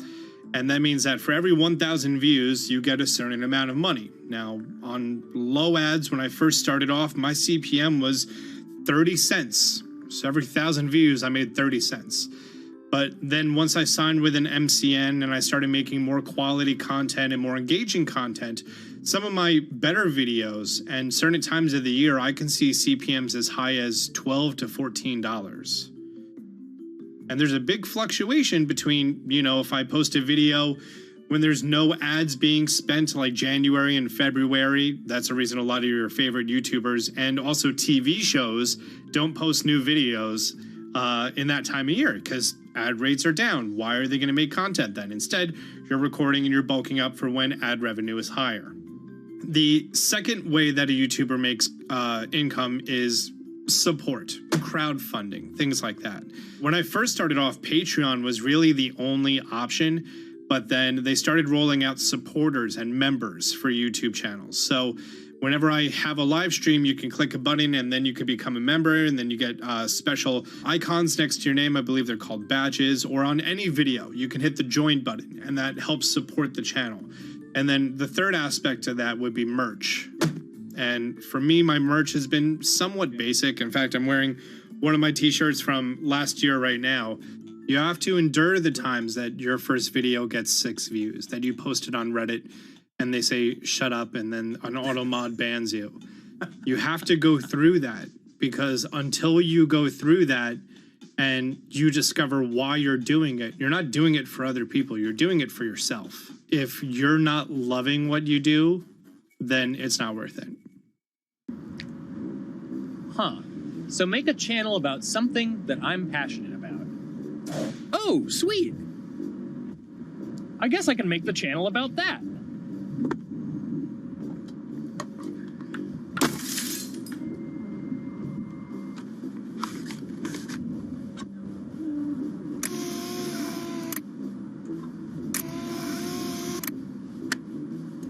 Now, how do I grow an audience? How do I get popular? It's all about diversification, right? You have to have a massive Twitter following. You have to have a massive Instagram following. You have to have a massive YouTube following. Of course, you have to be on Twitch, which is the key platform. But basically, any way you can get in front of your audience, you can engage with your audience, is going to drive those clicks, which ultimately drives the advertiser revenue that you get back from all of these platforms. It's me and Dan playing video games and talking in a funny manner over them. They're not just people who are good at games, they're actually people who are good at online engagement, online entertainment, first and foremost. You have the right to remain stylish. Anything you wear can and will be used against you in the court of fashion. The streamer is either very, very talented at the game. The best player in the game is generally going to draw a crowd because people like watching people who are very good. On the other hand, they're either very, very good or funny, charismatic, whatever it is on that side. Oh, no. You know, it becomes more of a show where they talk about other things outside of the gaming world, and gaming becomes really just a backdrop and an excuse to engage with that audience. There were those weird, like, Ronald McDonald, like, straight to VHS movies. You remember those? I'm personable, I'm chatty. I would kind of, you know, when boring things were happening in the game, I would ramble on about, you know, movies I'd watched or books I'd read and, you know, or conversations I'd had and stuff like that. And so I think being personable was a big part of that. It's not just getting on and playing games. It's getting on and being an entertainer. You are putting on a show. All right, now let me go ahead and grab the samurai sword that every gym has. Okay, he's dead. To have a larger audience and to have that audience, I think, stay with you, you have to bring something extra. You know, you have to find your niche. You have to find what works and what connects with the audience and what makes them laugh and what makes them keep coming back. You gotta make it a little more exciting, all right? Throw in a hanging bishop. Have everybody in suspense for a moment. I think the real most important thing is to just get used to being on camera. Like in any sort of performance thing, is get used to talking on camera. You know, my first few videos were terrible, but because I sat down and did it for 6 to 8 hours a day, I just got used to talking and I got over that uncomfortable hump. If you go into Twitch purely with the expectation that you're going to make money, make a job out of it, have all this growth, and it's going to be great, you're probably going to burn out prior to getting to that point because there's very little payoff for a long time, right? Like multiple years generally before you really start to see a payoff. And so, you know, those first few times you're streaming, nobody is there. One person shows up every 30 minutes, says hi, maybe, and leaves, right? Like, it's very discouraging, I think, for a lot of people. And so you have to be there just loving it. You have to love talking to yourself when nobody is around. You have to love just the game that you're playing, all of that stuff, because it takes a while. And I think a majority of people burn out prior to getting to the, like, profitable point of it. And there you have it. My very own YouTube, Twitch, Discord, and streaming channels all ready to go live. It's a veritable social media ecosystem just on the verge of thriving. So, don't forget to smash like and subscribe, and visit my Patreon for perks. Also, go to my merch page. And one last thing, stay cool, my friends.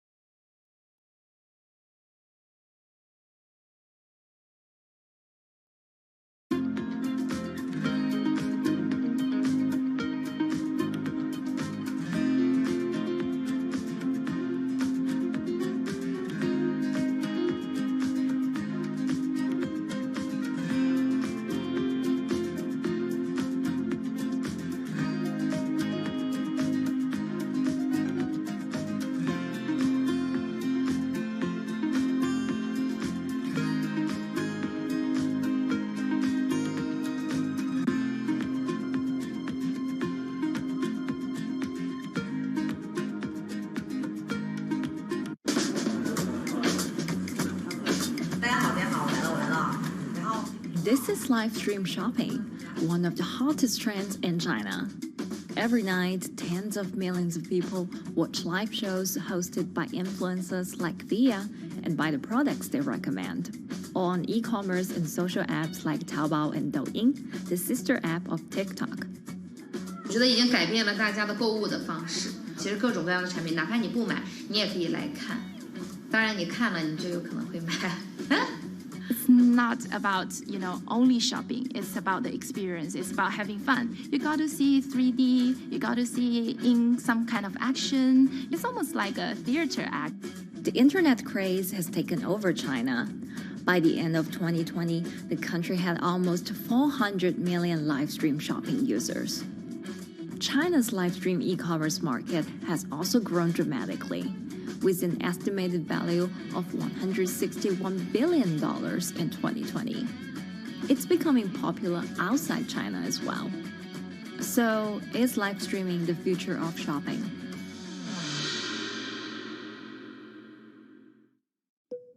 Live streaming is not a new thing. In China, it started in 2015 with the rollout of 4G. And it was first used for entertainment and socializing. Many live streamers performed for their followers or chatted to them, making money by receiving virtual currency and gifts. In the West, live streaming is mainly the domain of avid gamers. In China, it's broken into e-commerce. China actually has a very big e-commerce empire, so it uses these super apps, what we call that you have payment, you have search of information, you have recommendation system, and you have huge amount of goods available on the platform, and as well as a lot of consumers. So with this advantage, they merge these features of live streaming to make the influencers actually sell goods. Here is a perfect choice: nice neutrals, beautiful print, nothing overwhelming, and the warmth and comfort of flannel. This is item. Traditional TV shopping involves a one-way direction, whereby a host introduces a product, demonstrates certain things, and say, call this number or something. But live stream shopping is live.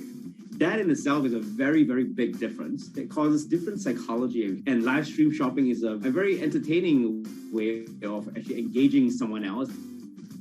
When you shop, actually, this live streaming video will continue. It will minimize into a corner, and you can buy the items and pay all on the same app. And after that, the live streaming screen will just enlarge by itself, and the promoter will come back to screen. So it's very convenient. Taobao, one of China's biggest e-commerce platforms owned by tech giant Alibaba, added a live streaming function in early 2016. In the following years, other e-commerce and social platforms like JD and Douyin also integrated this feature. 开头的时候还是有很多的挑战的，对画面的这个流畅，然后是否能够很真实的去还原商品，它其实在这个上面是有很高的这个门槛跟技术的这个卡口在的。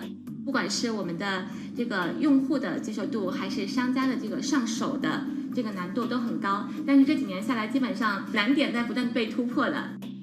Over $70 billion worth of goods was sold via live stream on Taobao in the year through March 2021. Latest surveys show that over 60% of live stream users in China were watching shopping shows, and over 65% of them shopped at least once via live stream. In 2020, live stream shopping got a huge boost during the pandemic, when millions of people were in lockdown and many retailers were pushed online. People, during the lockdown, felt like there's a need for more social interactions.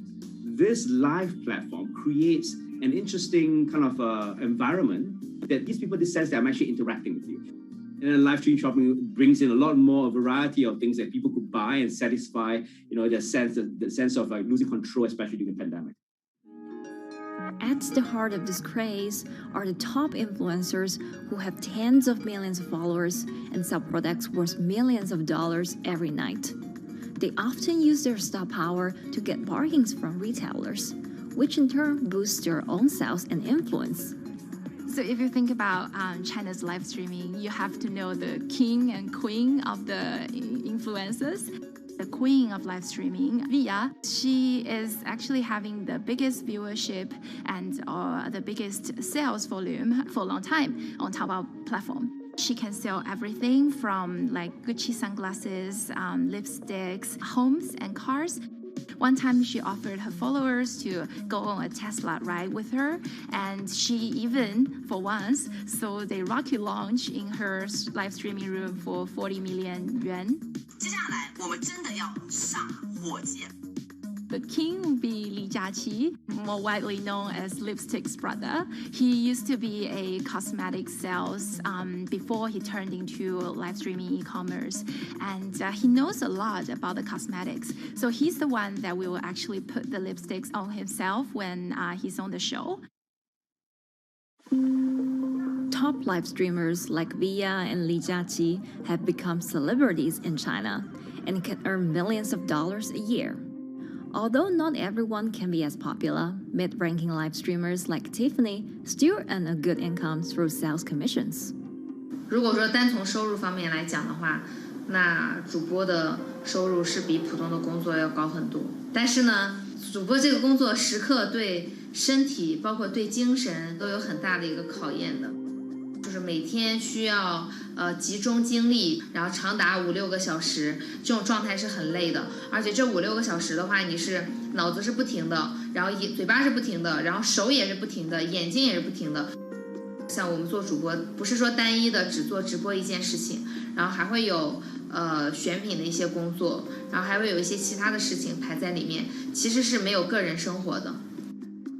那我觉得增强粉丝影响力的话，不是说某一件事情。 可能今天做了什么事情你就增大了影响力，而是每天不断的内容的输出，粉丝不断的可能对你的了解，慢慢的信任你。里面有芝麻酱的味道，如果吃不习惯的话就慎买。A lot of successful live streamers are generally very good at communication. They're very good at articulating very simply what a product does, what a product doesn't do. In order for them to sell, they need to be trustworthy and appear trustworthy, and they need to, show in some ways that they're authentic, right? So for Via and Li Jiaqi, they are able to articulate that quite a bit through their body language, through what they say. For example, Li Jiaqi will also sometimes say bad things about certain products because to him that's his honest opinion, and sometimes people want to hear that. And so they seem very credible, they seem very trustworthy, and don't forget, they're also very entertaining and very interesting. If you're familiar with Li Jiaqi, he won a Guinness record for like the most lipstick applications to models in like 30 seconds. So if you're able to create a lot of buzz with interesting things that you do, people who may not want to buy lipsticks will also stream in just to watch what he does. And then from there, you might get hooked. 这就是一般女生出门的时候涂的口红的颜色。 Live streamers also use sales techniques such as limited time or supply. This sense of scarcity can often encourage viewers to buy. The platform in itself creates and enhances some of these things, but you see it live. Something we call social proof has taken over, meaning that, hey, other people are interested, other people are joining in, other people want the same product. And they add it in the chat and they ask questions and they say, oh, I want this too. What happens then? It makes the whole product even more scarce. But it's not just influencers. Local farmers, luxury brands, even mutual funds have also started their own live stream shows. Working with very top-tier live streamers can be risky. It's not necessary that the benefits will end up with the brand. So we see company executives opening their own shows. And we see like P&G have their own sales room, which runs shows every day as well. We also have like local governors in like small towns to sell their agricultural products. So the live streaming is definitely transformed the way product owners can think about how to reach their consumers, and it enables a lot of players to actually sell. Live stream shopping is going global. Merchants in Southeast Asia have embraced this trend. And in the West, Amazon has upgraded its live streaming function, adding interactive features like chat rooms. Companies, including Google and Facebook, are also developing and investing in technologies to integrate video and e-commerce. 直播电商它其实已经开始成为主流，它未来的发展空间跟潜力都是巨大的。接下来大家会越来越依赖这种购物方式，会变成一个比较日常化、比较规范化的这么一个趋势。If you look at the numbers alone, their numbers alone, Li Jiaxi's numbers or Via's numbers, you know that they can sell and you know that they can generate revenue. Are they able to sustain it over a long period of time? It depends on how innovative they are at changing some of the things that they do. But you can't expect consumers one day turn into virtual shopping for good. There will be the nature of us that crave to go into the store, to touch the goods and actually wear it and see how it looks like and walk around in that with our friends. And those things wouldn't be replaceable with live streaming.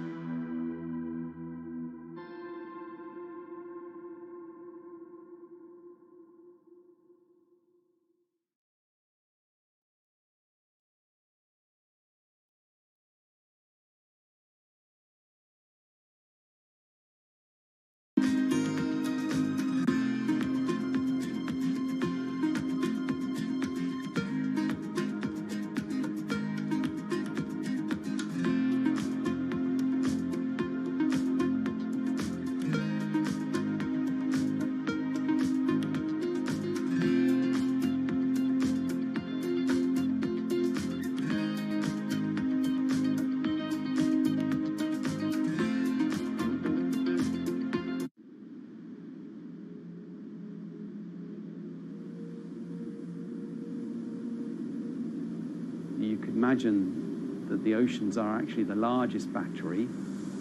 We're storing huge amounts of energy in the oceans. The wave motion can be very deep. It can extend down several hundred meters. And once it gets to the near shore, from about 50 meters, the whole water column is moving backwards and forwards. As we search for ways to reduce our reliance on fossil fuels, some are looking to a largely untapped potential source of renewable energy. In theory, waves off the coast of the United States alone could generate over 2 trillion kilowatt hours of electricity a year, enough to power more than half of the country. Waves intensify and subside not as quickly as the wind, and that means that it can produce a smoother power generation curve. One of the potential advantages of wave energy is that it could act as a complementary source of power compared to other renewables on the grid if it were to be scaled up to commercial scale.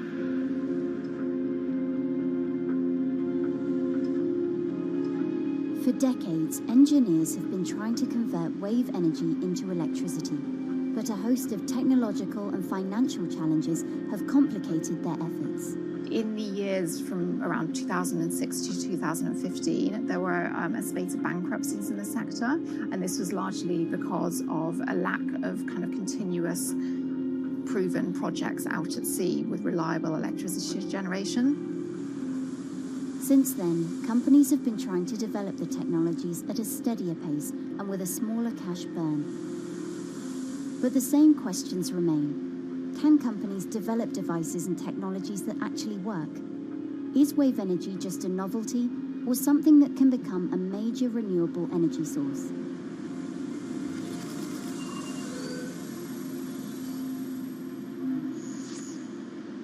The sea is a very challenging environment within which to operate a power project. So seawater is corrosive and conditions are very rough. So this means that power projects don't have a very long lifetime, and it increases operating and maintenance costs.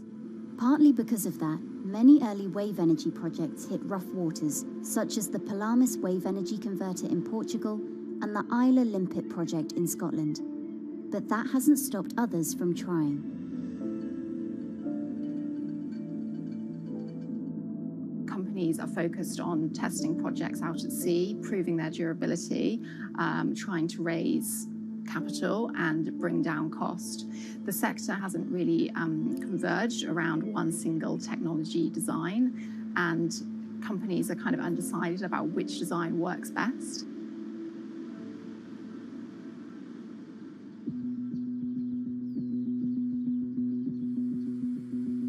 Finland-based AW Energy is a veteran in the sector.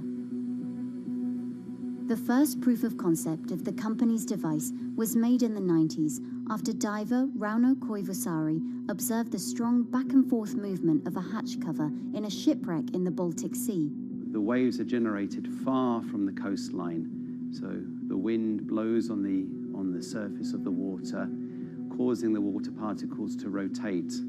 And that rotation extends deep down below the surface, and the waves can be very long. They can be several hundred meters long. And as they come into the near shore, this rotational energy turns into an elliptical energy, and eventually backwards and forwards, as you probably noticed if you've been swimming on the seashore in large waves, you're pulled in and out.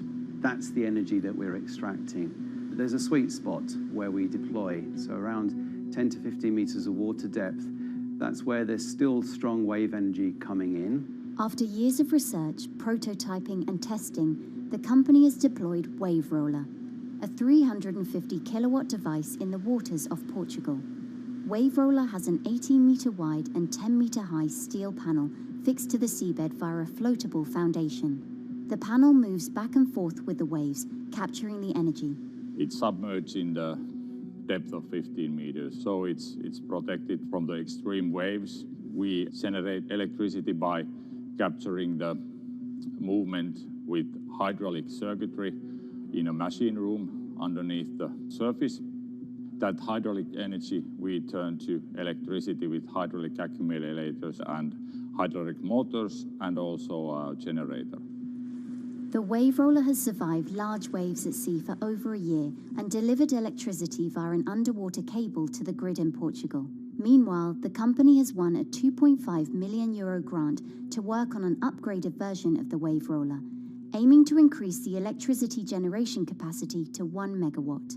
The upscaled device would have a bigger panel, 2 power takeoff units, and improved software to control the energy production. We have taken into use a wave prediction algorithm that kind of tells us what kind of waves are coming in to our device. That gives us few seconds to prepare for capturing more energy, and the difference in that is significant. Our future plans are to deliver technology around the world. So I'm hoping we can be working on delivering technology to projects in Asia and also in the American continent as well.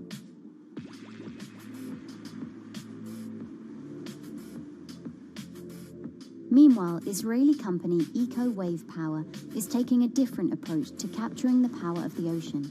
For the company's founder, Inna Braverman, developing new sources of renewable energy is a personal mission.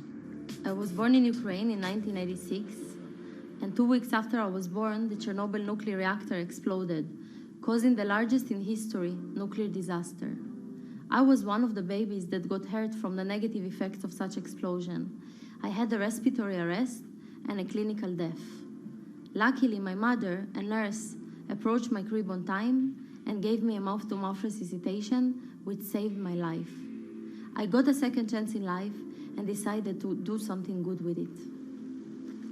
Growing up, Inna wanted to be a politician to positively change the world. After working as a translator at a renewable energy company, she decided to change paths. Solar and wind energy were fully commercialized. There were a lot of amazing technologies implemented everywhere. I saw that wave energy, although it's an immense source of electricity, the biggest companies in the world are trying to develop wave energy with no success. And there was kind of a race going on in the world of who is the company that is going to develop a viable wave energy solution first. In 2011, the then 24-year-old Inna co-founded Eco Wave Power. Instead of installing devices offshore, the company's devices are attached to existing breakwaters, jetties, and piers. Our technology is very cost efficient, especially in comparison to the offshore technologies, because we don't need any ships, divers, underwater mooring, or cables. We install on existing man-made structures, and all our expensive equipment, the generator, the hydraulic conversion unit, the automation, is located on land just like a regular power station. This is the EcoWave Power conversion unit that has been operating in Jaffa Port since 2014 until 2020. Here you can see how the technology works.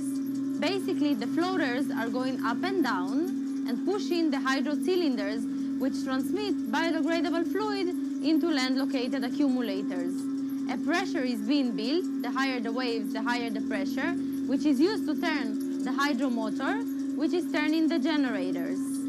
The whole system is controlled by a smart automation system, which you can see right here. And in case of upcoming storms, the system automatically raises the floater above the water level and keeps them in the upward position until the storm passes. The company has been operating a 100-kilowatt grid-connected device in Gibraltar since 2016, which is enough to power 100 households. Currently, Ina and her team are working on another 100-kilowatt project at the port of Jaffa in Tel Aviv. The project will be also the first time in the history of Israel that wave energy will officially connect to the electrical grid. And our goal going forward is to expand it to all suitable breakwaters in the city of Tel Aviv and to supply a significant part of the city's electricity needs. Today, engineers and entrepreneurs are still trying to crack wave energy. Globally, only a few hundred kilowatts of wave energy are deployed, compared with gigawatts of offshore wind. But the field has come a long way in recent years, and with the right engineering solutions, this new power source could eventually become competitive with more mature renewables like solar and wind. I would have a lot more confidence in the successful wave energy companies today as opposed to like 20 years ago. But in the next few years, or maybe the next couple of decades, it will be more likely to be used in remote locations like islands that are otherwise dependent on expensive diesel power, or out at sea on gas decommissioning rigs, or for powering underwater autonomous vehicles.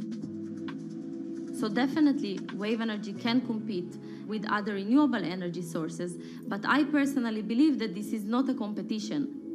In order to have a 100% renewable energy friendly world, we need all renewable energy sources to work together.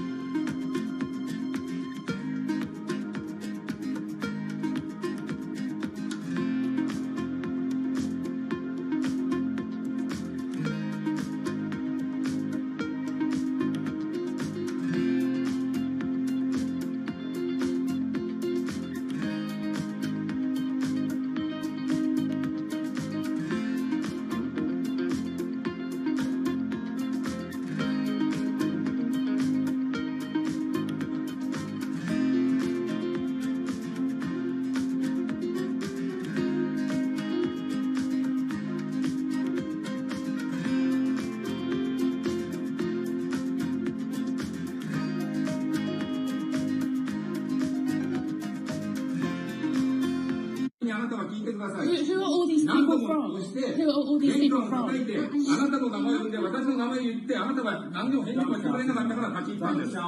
So can you please tell me? I'm not going to... please wait. You know, I've covered a lot of companies. I've covered a lot of Machiavellian companies where, you know, people play rough. I don't think I've ever seen anything on the scale of Nissan. He is making you, but you act from this side. I mean, it's corrupt. One of the most dramatic elements was Ravinder Pasi's home being raided by court officials in Yokohama. You scared me, you scared my children. I worked in this for 16 years. So Rav Passy's journey into the darkest recesses of the Japanese corporate world started when he was the general counsel, the highest corporate lawyer position in the company. In the past few minutes, Nissan has revealed that its chairman has been arrested after allegations of serious misconduct. He was tasked with investigating Carlos Ghosn. And he was told, conduct an internal investigation and get to the heart of the matter. And then along the way, he started to notice serious conflicts of interest. He is one of the few people who knows an extreme amount of detail regarding the alleged crimes by Carlos Ghosn. And he's now ready to tell his own story on the record about some of the events that happened.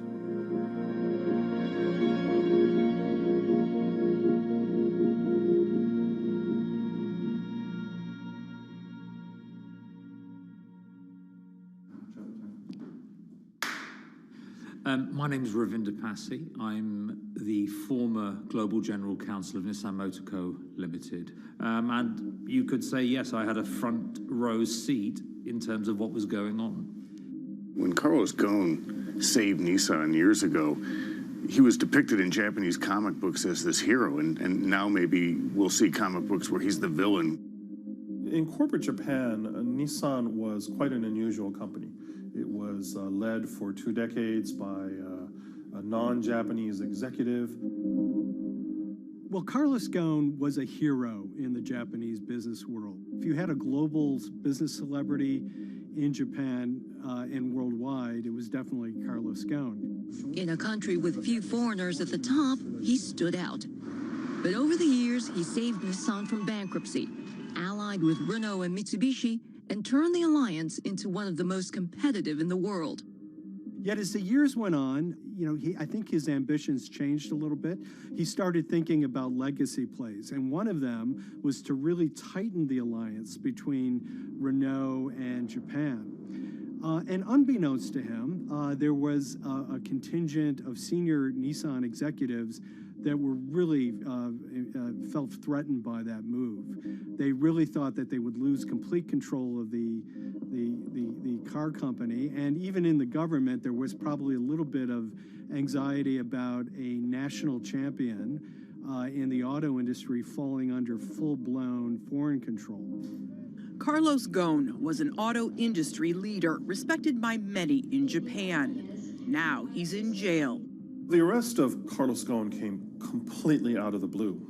This was in November of 2018. He was coming to Japan on Nissan's corporate jet for a regular executive meeting, and he was met on the tarmac by Japanese authorities who whisked him away to jail and charged him with financial misconduct crimes.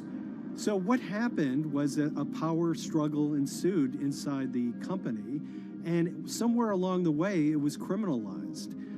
By that I mean that there were allegations leveled at Carlos Ghosn about the way he reported his pay to Japanese authorities, the way he handled money inside the company, that in other contexts might have been a board action, might have been handled internally. A number of executives at Nissan decided to take this difference and take it over to the Tokyo prosecutor's office, and that unleashed a chain of events that would shake the entire auto industry. So after Carlos Ghosn was arrested, Nissan launched an internal investigation into the events that led up to his arrest. So Rav Passy was tasked with investigating Carlos Ghosn, and he was told, get to the heart of the matter, find out what Carlos Ghosn did wrong and bring it to our shareholders. Yeah, it's really complicated because you had various things coming out of the weeds. 2018, the investigation has started, and we become aware of matters in terms of conflicts, actions by certain individuals that cause some concern because things might not quite be what they seem. So in our story, we really took a close look at Harinada and his role in Carlos Ghosn's downfall. Harinada is one of the most fascinating figures inside Nissan. He's also a lawyer. He's originally Malaysian. Hello, Mr. Hadi.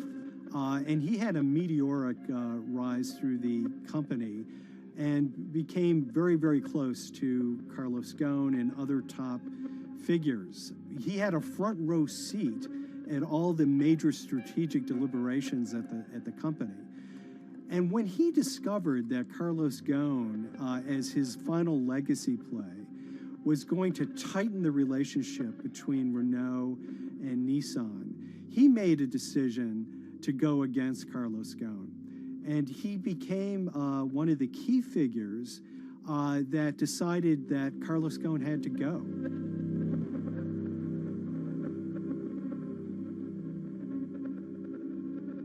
Harinada was somebody who actually recruited me into the company. So I have a long-standing relationship with him, or did have a long-standing relationship with him. For many, many years, he was a mentor. I had doubts about the credibility of the process right at the start. Harinada had a plea deal with the Tokyo prosecutors. Now, that suggests he was intrinsically involved in some of the wrongdoing, or the allegations of wrongdoing, and it just didn't smell right, just doesn't sit right. So there was a basic conflict of interest. In other words, Harinada had to deliver results to Japanese prosecutors to avoid his own criminal liability, and he's accusing and leading the investigation of Carlos Ghosn. Some of the people who had been involved in the original alleged crimes were also looking into the affairs themselves. Ravinder Pasi began pointing out some of these conflict of interest issues. And the reason for that is essentially his concern was for the company. If the company's own investigation into itself was compromised, that could lead to a very weak position in various lawsuits that it was dealing with across the world. I had discussions with Harry, discussions with the statutory auditors about these conflicts, discussions with HR about some of these conflicts, because at that point, we reported into him. You know, at the time, everything was quite, as you can imagine, it was, we've got to do this, we've got to do that, we've got to move fast. But when you step back and look at some of these things, you just think, my God, what was going on here? Because me, members of my team, were being placed in immediate danger. Your chairman's been arrested, a representative director's been arrested. They both happen to be foreigners. And then now what we need to do, we're being instructed to do, is certain compliance professionals need to go into properties in Brazil, for example, and retrieve evidence. They've got to do it very carefully, because if they don't do it carefully, they're going to get convicted of criminal activities. And likewise, when a team of lawyers were commissioned to go to Lebanon, I mean, one of my immediate concerns was, why are lawyers from Nissan being sent to go to Lebanon to retrieve evidence? These are just lawyers, they're corporate lawyers from Nissan.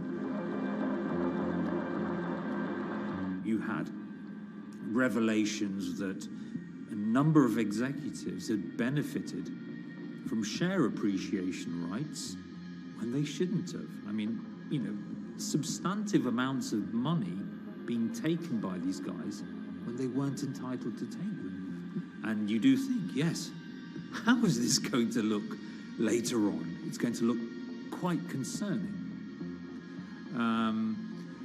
So that triggered, for me, the sort of assessment that, well, I'm going to have to do something, because up until this point, I haven't put down on paper these conflicts and these issues.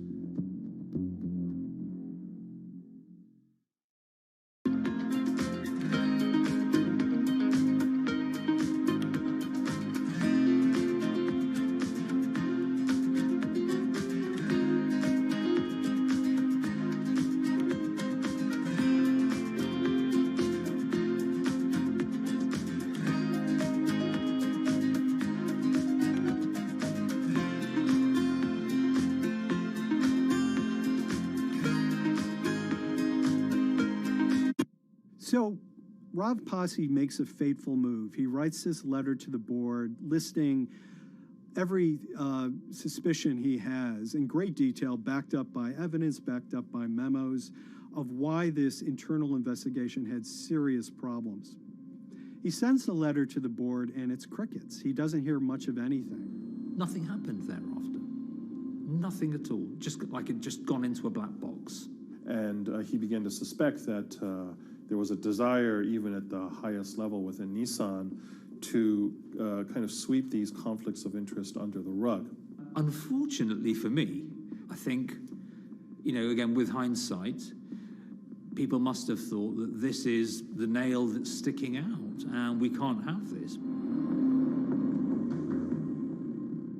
Within 3 days of me submitting that to the board of directors, that letter to the independent board of directors, I was removed from the Ghosn Executive Conduct Matters.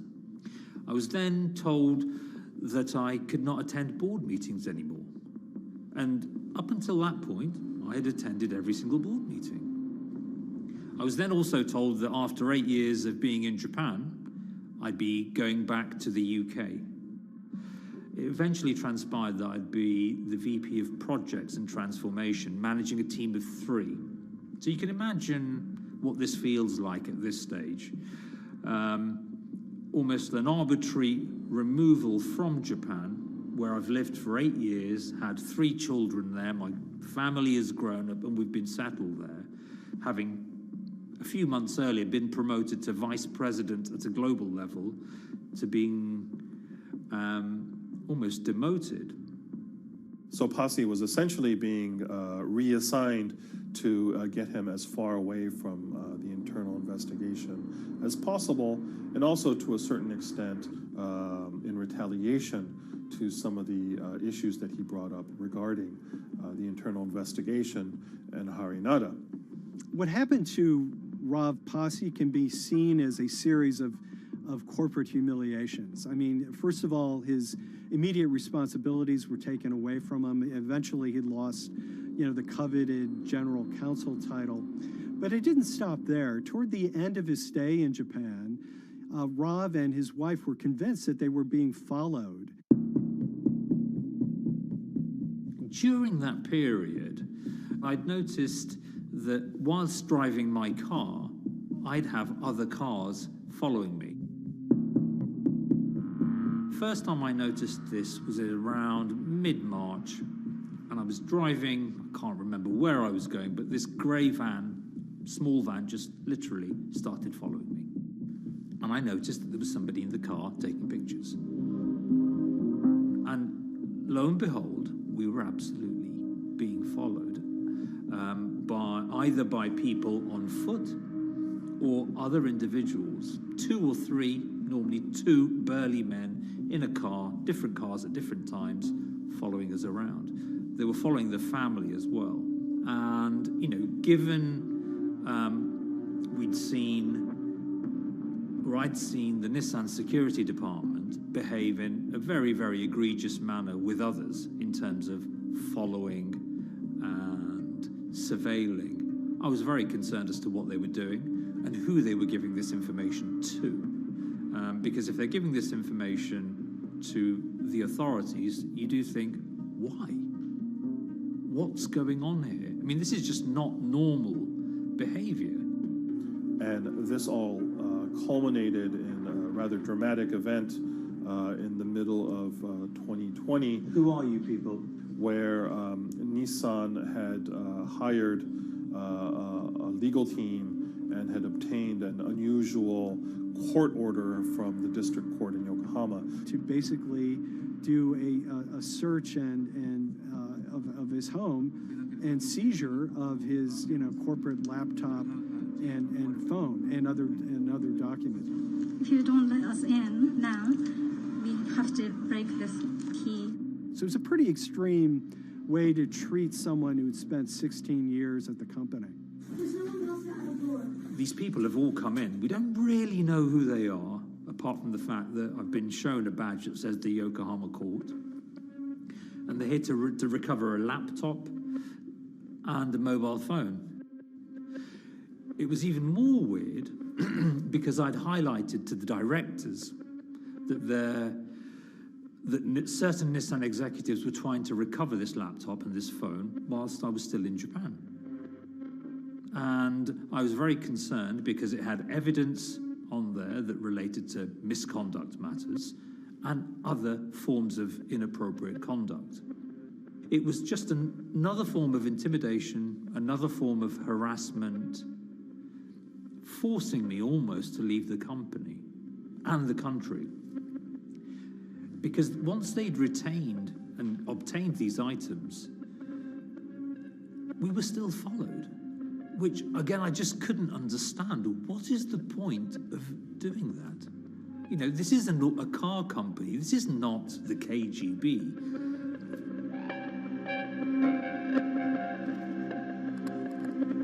I think it's fair to say that Rav Pasi didn't have full battlefield awareness of all the intrigue going on at Nissan. I mean, Hari Nada is interesting because he's both charismatic and charming, and one of the most brutal corporate infighters one could ever run across. This is a confidential company email, right? You should not have this. If he had fallen into line, he would probably still have his job at Nissan, be paid very well, and continued his work. A career that he spent 16 years building at Nissan is irretrievably broken. It's been smashed to smithereens. He and his family paid a huge price, certainly. But in terms of being able to sleep at night, I think, he's come out ahead. I highlighted issues to the highest levels of the company so that they could be dealt with appropriately by those in charge. There was no response to those, and there was retaliation against me. What's really profound, like absolutely profound, is that none of your colleagues, I mean people who you have known for years, forget it. Yeah. You're on your own. Yeah. And you got to be ready for that.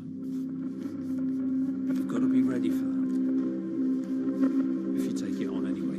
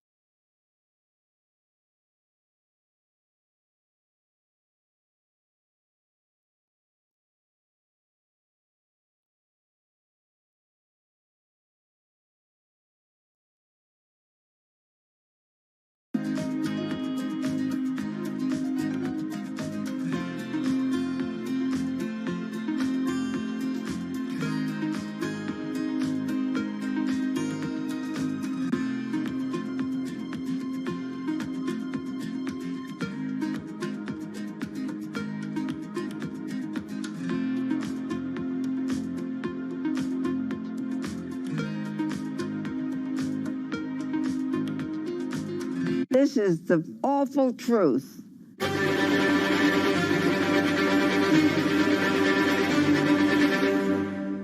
There's always someone in the family that's pushing it.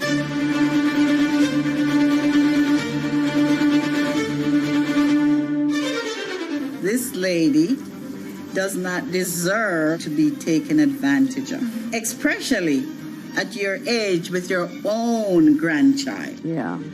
My grandma is having to sue them I'm testifying against them. Nobody's talking. They're one floor below right now. I get afraid to go on the elevator. It's sad that it had to devolve to this.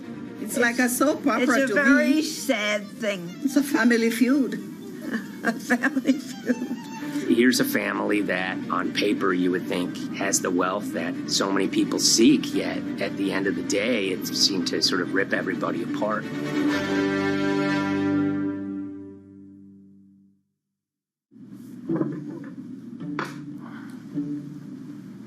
My name's Tom Schoenberg. I'm a senior reporter here at Bloomberg News, cover financial enforcement. I was approached by someone close to the Schottenstein family and asked whether or not I would be interested in writing about Beverly Schottenstein and this case that she had against J.P. Morgan. And it was immediately clear that there was a great story here to be told. So I started just, assembling all sorts of documents that the family made available to me. That included a diary that Beverly had begun writing when she started having suspicions about what was actually going on with her money.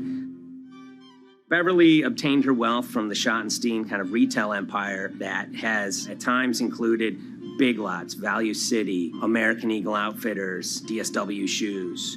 Beverly's husband died, and at which point they sold off their portion of the company, bringing them an enormous amount of wealth at around 1990. Estimates of her wealth were around $90 million. She, for many years, had that pool of money being managed by outside advisors. Her grandsons in the late 2000s had both graduated and were becoming financial advisors. She gave them a little bit to work with, and over time, her grandson, Evan, became the trustee of her entire estate. Managing sort of family money is not a conflict. In fact, some ways in wealth management, it's kind of how you get your start. It's kind of the seed that you need to sort of get going in the business. But Beverly started having suspicions that something was wrong probably in around 2016. Well, there were suspicious things, but taken separately without everyone talking about their own experiences, it was hard to really put it together. She had written a check to her caretaker, Dawn, that bounced. So she went down to her local Chase branch to sort of find out what was going on. She wasn't getting paper statements in the mail, so she asked them to print out a number of her statements having to do with her checking account and her credit card account. So we went to the bank and asked for the statements. And she got a whole year and going through all of them, page by page by page. And it was there she saw all sorts of charges that she said she didn't authorize or didn't know about. I was becoming very, very suspicious. I was starting to look in the money part, and that's what bothered me more when I saw that money was going. And I was not a big spender. Around the same time, Dawn, she starts noticing Beverly's son, who lived in the condominium below her, came up with Evan with a shredder and started grabbing papers in her office area, including some with J.P. Morgan letterhead, and just started sitting at the kitchen table just shredding documents over and over. Yeah, they came in one morning. They used to do it in the back. Through the back door, and they brought the shredder inside. And then they went in the drawers in the office and took out all the papers, and they started doing it. I was very suspicious because I know you don't go around and destroying papers. Beverly said that they had done this many times before. That's when she said to me, Dawn, I'm going to write my feelings in this black book. Diary. And it's a diary, and she started writing. Each day she would write a little at a time. Around the holidays of 2018, a package had arrived, a FedEx package, and in it were materials about a venture capital fund based out of the Cayman Islands. Dawn and some other family members take a look at this, and they see that Beverly is signed up for this fund to the tune of $5 million over the course of several years. And that was really the beginning of it. That was sort of the tip of the iceberg when it became obvious that something was going on, that my grandmother really wasn't aware of this fund. Beverly started to panic. She got really upset and called, J.P. Morgan's headquarters in New York and asked for Jamie Dimon. She said she was told someone would call her back, but she says that never happened. She wrote a letter to Evan and Avi, and in there she laid out a number of things that were concerning her: unauthorized trading, the checking account. She had about $1 million worth of jewelry in a safe deposit box, and that her son Bobby had the key to that box, and that jewelry had gone missing. All this was kind of packaged in this, 5-page handwritten amendment to a will and trust. There's such an evolving narrative about why the jewelry was taken. The only truth we really know is that the jewelry is gone.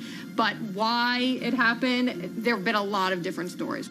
You just don't take your mother's wonderful things and hand it out. And they emailed that note to J.P. Morgan to seize all activity on her account. And it ended up setting off a firestorm after that. As soon as they got this email that there was a cease and desist and that she wanted to send her money and change brokerage firms, they were actually vacationing one floor below downstairs. They're there right now.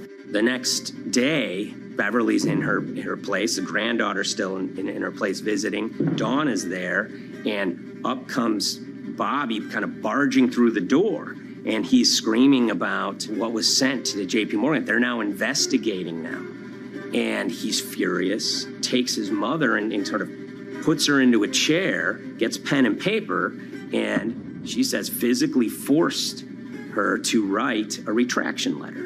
They were pushing me around. It was a scary time. I was really afraid, too. I had to take her to the doctor, and she did an x-ray because she was in so much pain. The locks had to be changed. The phone number had to be changed. I really thought we were going to have to hire guards to be outside just for protection. Oh, it was terrible. Horrible scene. Beverly brought her case before the Financial Industry Regulatory Authorities, usually known as FINRA. It took several months of hearings. She sees all sorts of transactions that's going on, hundreds of them that she claims that she never knew about, never authorized, but yet were logged in J.P. Morgan's files as having been direct requests from her. That included the sale of a large amount of Apple stock worth several $1 million, as well as all her stock in Big Lots. Over the course of their time with J.P. Morgan, Evan and Avi were making all sorts of trading on her account that was generating millions of dollars in commissions for themselves and the bank, yet she was not sort of getting any of the type of gains that you would expect sort of an $80 million account in a bullish market to be able to get. They issued a ruling entirely in her favor, finding that her grandsons, as well as J.P. Morgan, they were liable for violating their fiduciary duty, misrepresenting themselves, and they also found that the bank and her grandson, Evan, were liable for elder abuse. Evan and Avi, they were fired from J.P. Morgan. They issued an award of about $19 million. I reached out for comment, and J.P. Morgan emphasized that Evan and Avi were no longer with the firm and that their actions do not represent the sort of values of the bank. I reached out to Evan and Avi, heard back from their lawyer saying that, they disagree with the law and the facts that FINRA kind of used to decide the case against them and are seeing if they can have it withdrawn. Her son, Bobby, wrote her a letter, said his sons weren't criminals, and he also admits to taking her jewelry. And he says he needed it to pay off some bad business debts he had. They never once came up to say, I'm sorry.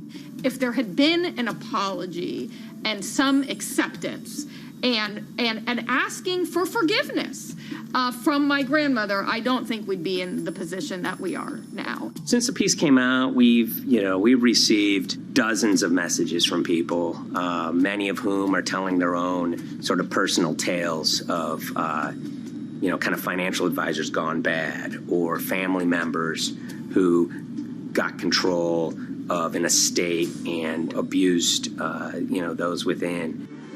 Seems that it's really resonated with a lot of people. I keep, hearing a lot of feedback about Beverly and how, a lot of people feel she did the right thing. you're never too old to stand up for yourself and try to right an injustice. She was adamant that she wanted to stand up for herself. But at the end of the day, they did wrong. It's a painful life lesson. You know, Beverly taught them that you don't mess with grandma.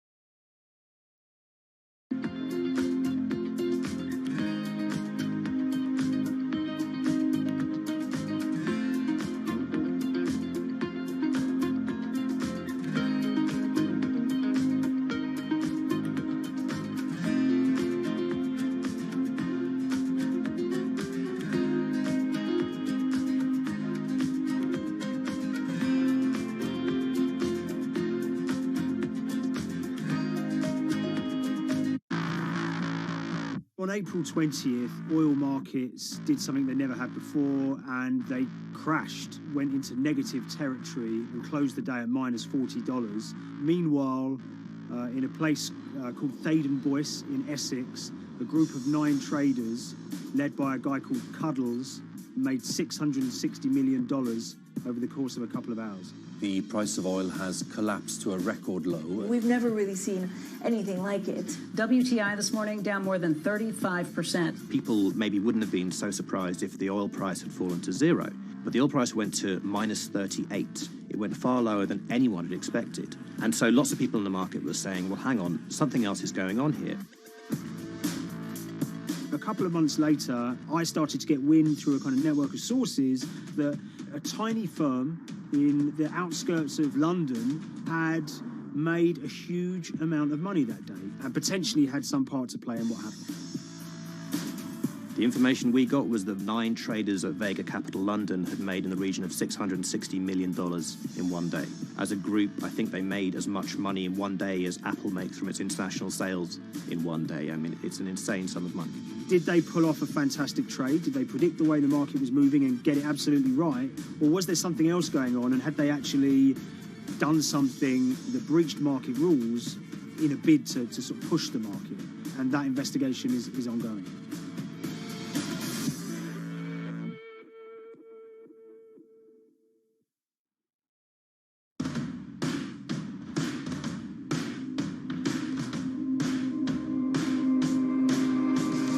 So Paul Commins is a trader who cut his teeth in the pits in the 80s and 90s when everyone had a nickname. His was Cuddles. If you can imagine, that was a very sort of cutthroat type of world where people are doing, you know, hundreds of thousands and millions of dollar trades by shouting at each other, giving hand signals, and then sort of scrawling on scraps of paper.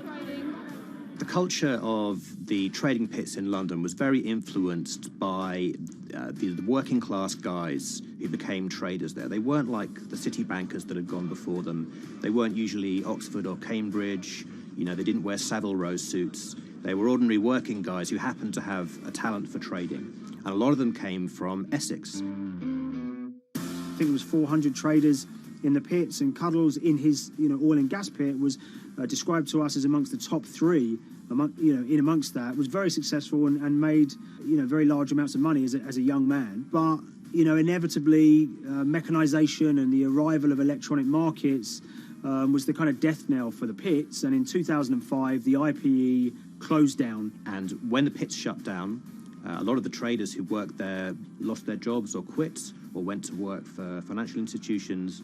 But Paul Commins decided to start his own trading collective out in Essex.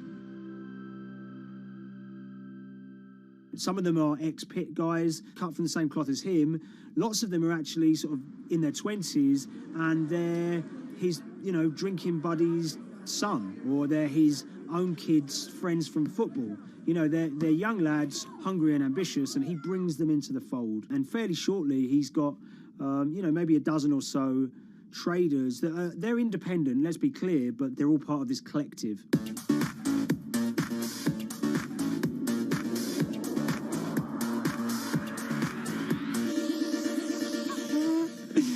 Yeah, I'll let Liam deal with Essex. I am from Essex, so I feel like I'm free to, to get into this. Sweet, as they say. If you were to ask someone in Britain how they would imagine a kind of Essex person, they would see someone who's maybe slightly flamboyant, with a sort of Cockney accent, a sort of Guy Ritchie-style accent.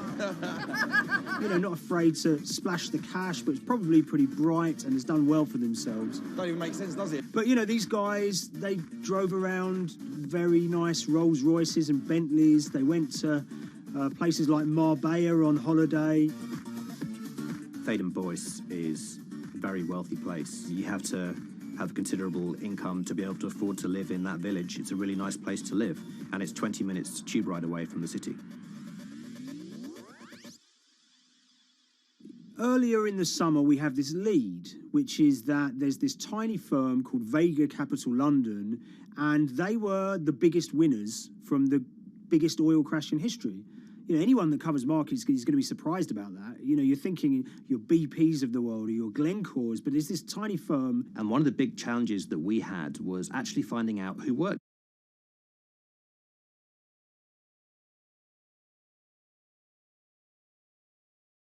with Vega Capital. It wasn't immediately obvious, and at first we had absolutely no idea.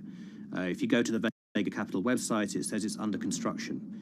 If you do basic online searching, it's very difficult to find anyone who's publicly connected to the company.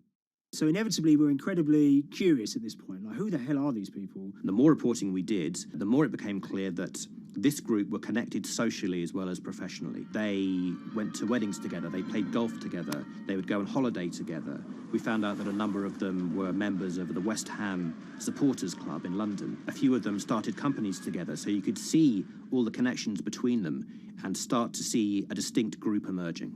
And it really just was this kind of shock that, this wasn't just like a hedge fund or a firm you'd never heard of. This was actually a group of buddies who all had the same experience on this day and had all made a huge amount of money. So if you're an oil trader, there's a number of different ways you can trade, and probably the most popular is WTI futures contracts. And it's basically a contract that says, I'm going to buy 1,000 barrels of oil from you at this point in the future, or I'm going to sell 1,000 barrels of oil to you at this point in the future. It's actually just a financial contract to gamble on to predict whether oil is going to go up or down. On the 20th of April in Essex, there had been signals for a while that this was going to be an exceptional day in oil markets. And we know that some of them arose early and started their trading in the early hours of the morning while it was still dark outside. Essentially what they were doing is buying contracts that gave them an obligation to buy oil at whatever the price ended up at 2:30 p.m. So they're basically placing a bet that oil was going to fall throughout the day. But they're simultaneously selling lots of oil as well. And whether they make a profit and how much profit they make is the difference between what they buy the oil for and what they sell the oil for. Now, of course, we now know throughout April 20th, the price dropped and dropped. So this is going very well for them.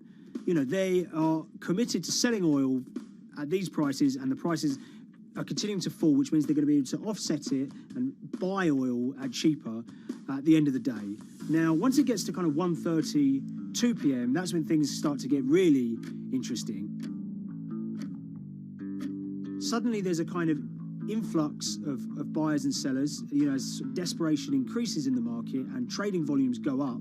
Now at 2:08 p.m. exactly, something bizarre and unprecedented happened, which is that oil passes into negative territory. And it fell to a record level of minus $38. We've never seen anything like it, period, in terms of the contraction of the global economy. That huge gulf between what they were buying the oil for and what they were selling it for enabled them to make more money than they ever thought possible. So their profit was the difference between minus 37 and all of these positive numbers on every contract they sold. The price of crude briefly hit minus $37 a barrel. For one group of traders operating from a small office, it was a very, very profitable day. It's important to remember this had never happened before in the history of oil trading. No one could have predicted it. I can't think of another example of where you enter a trade and you get paid on both sides. You get paid both to sell and to buy. It's unthinkable. One thing we know about the Cuddles Trading Arcade is that They were very comfortable taking large risks. And, you have to be clear, this was a large risk. Yeah, we spoke to oil traders, both people that know these guys and people that don't, and they all say that this is, incredibly risky. And that's actually what stops a lot of oil traders doing trading like this. They simply aren't willing to stomach the risk. But Cuddles and his friends were. So when the kind of final calculations came down, the group of the 9 most profitable traders made $660 million or thereabouts between them. I mean, if you can imagine, I think 3 or 4 of them made in excess of 100 million each. One of the astonishing things about this trade is that 2 of the individuals who made more than $100 million in a single day were in their 20s. One of them was 22 years old. Only a few years earlier, he'd been posting on his social media about doing teenage stuff with his mates in town and going to see girls and rap music. And here he is a few years later making $100 million in a single day's trading. When me and Liam discovered that, we couldn't believe it. We couldn't believe what we were seeing.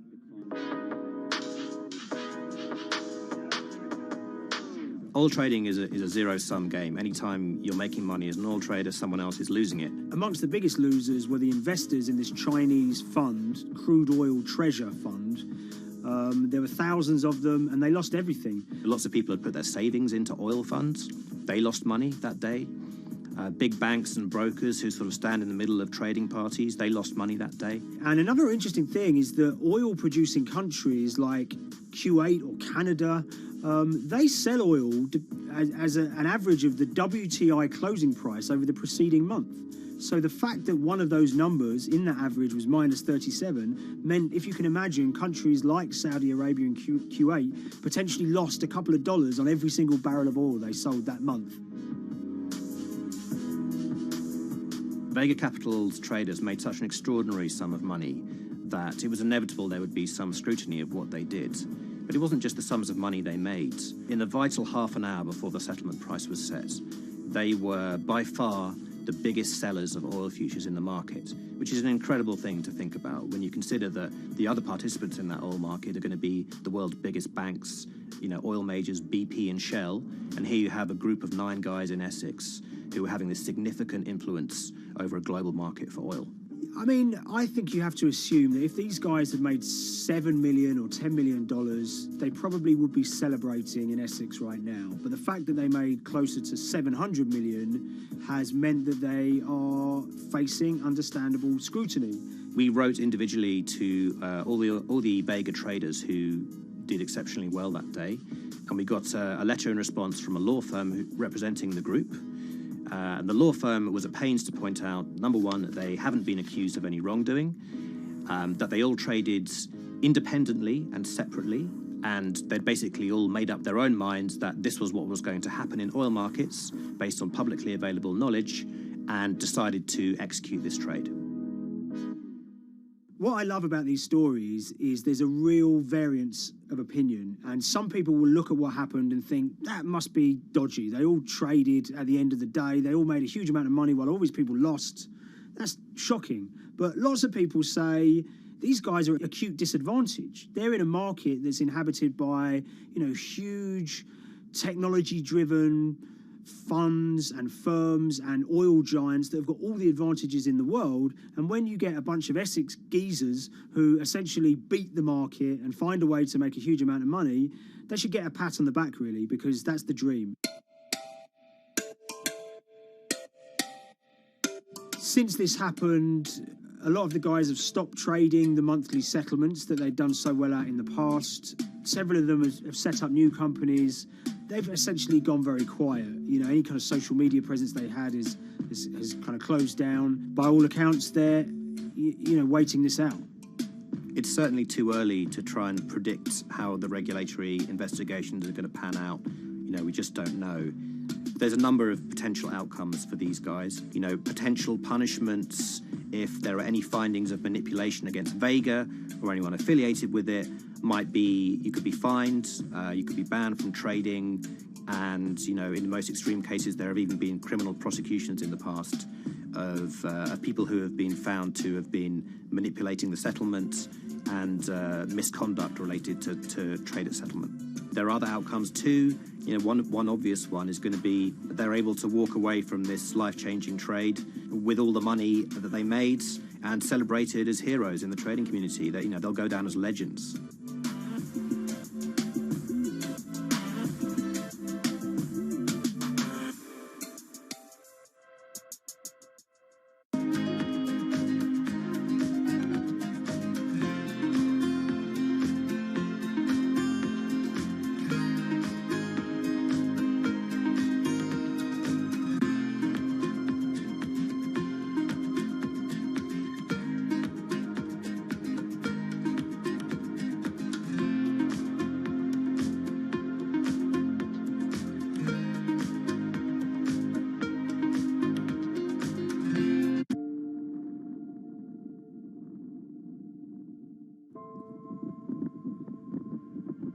It's very important, given the nature of the climate crisis right now, for the general public to have an understanding of what progress is or is not actually happening. And I think many readers right now, they'll see these hundreds and hundreds of companies making these big, bold climate claims. And they would be forgiven to think that, you know, we're well on our way to meeting the emission reduction trajectory we need to be on. And the reality of the matter is we're just not on that trajectory. And a key reason for this sort of disconnect is the use of offsets that aren't doing what they claim to be doing. We have a massive potential for sort of willful blindness. We can convince ourselves of things regardless of what the facts are. And so that's what tends to happen in these cases. It's not that anybody is setting out to commit climate fraud. They sort of walk themselves into a situation and they convince themselves of one thing, and that allows them to convince themselves of another thing. But at the end of the day, they're doing something that makes no sense at all.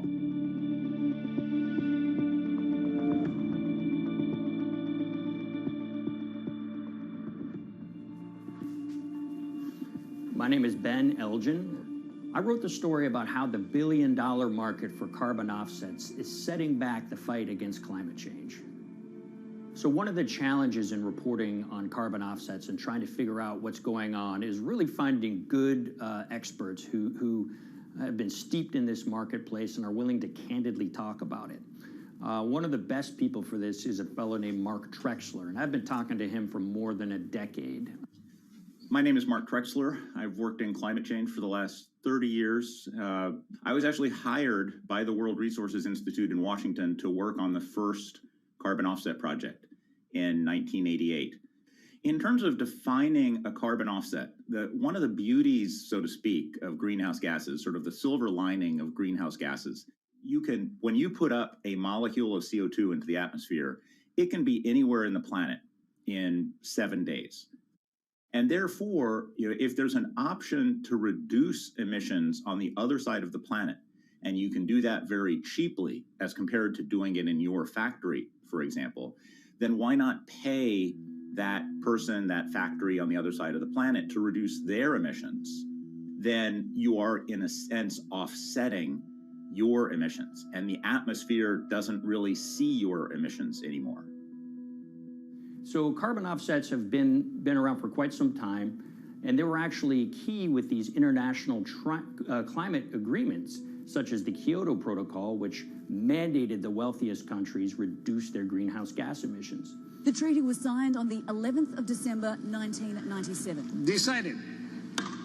The business community in general saw carbon offsets as a huge opportunity to comply with whatever policies and measures might be coming down the pike on climate change much more cost effectively.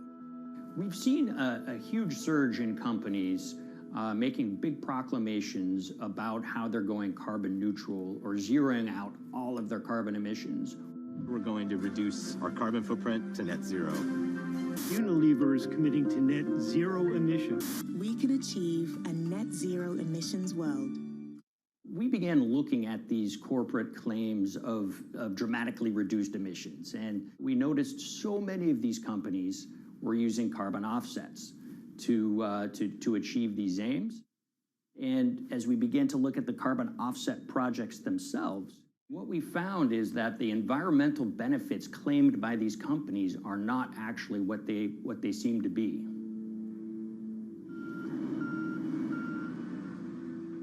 And as we sort of saw and spotted a number of these very aggressive carbon offset projects, which appeared to be generating inflated credits or bogus credits, we saw a number of them were associated with the Nature Conservancy. This surprised us. The Nature Conservancy is the world's biggest environmental group. They have about $1 billion a year in revenues, and they've been around for 7 decades. They've preserved about 125 million acres of land, and they've done so many good works over the years, and they've been very strong in terms of working with corporate partners. The Nature Conservancy has taken a different approach, a very pragmatic and pro-business approach. They will not go out and criticize a big polluter, but they're very happy to work with them. Some might say that, well, that's selling out, but others would say, and those at the Nature Conservancy would say, these companies have deep pockets. They can help fund important preservation work, and we have absolutely no problem working with them on this stuff. So companies are very warm, and they've partnered with the Nature Conservancy for many years. And yeah, it definitely lends a sheen of credibility to these projects. Here's 20 new reasons to visit Disney World this year. 1, 2, 3. If you look at, for instance, Disney, that's a sprawling company with theme parks and cruise lines that burn up diesel fuel. They have office buildings and television studios that consume electricity. So these companies are trying to make major reductions in their carbon footprints, but it's very difficult to change these fundamental ways their businesses operate. So Disney has been a big buyer of carbon offsets that are orchestrated by the Nature Conservancy. One of the projects that they buy from is called Pennsylvania Ridges. And that's a plot of land. Most of the land is actually about a 3-hour drive outside of Philadelphia. Interestingly, this land, 3,000 of these acres, was actually acquired by the Nature Conservancy in the late 1990s. This land was imminently threatened. There was a pending logging contract on this land. So they do what they've done so well for all of these years, which is they go out, they raise money from local philanthropists, and they go buy this land to protect it from developers and loggers. And at the time, according to an archived version of the Nature Conservancy's website, when they were proudly announcing this deal, they said, these threats have been abated because of this acquisition by the Nature Conservancy. So it's really interesting now, fast forward 2 decades to earlier this year when they put forward this carbon project. And if you look through it, this land is a key part of that carbon project. And what they're now saying is this land is now, once again, imminently threatened. 72% of the trees are going to be cut within 5 years. Now, this is just astounding because this land is owned by the Nature Conservancy. They do not clear-cut land that they've bought through philanthropic donations. So this scenario that they've put forward to get carbon revenues is not really plausible. And what that means is when you have Disney coming in and buying these credits, when it eventually lowers its carbon footprint because of these credits, well, that won't be a credible or truthful claim by Disney.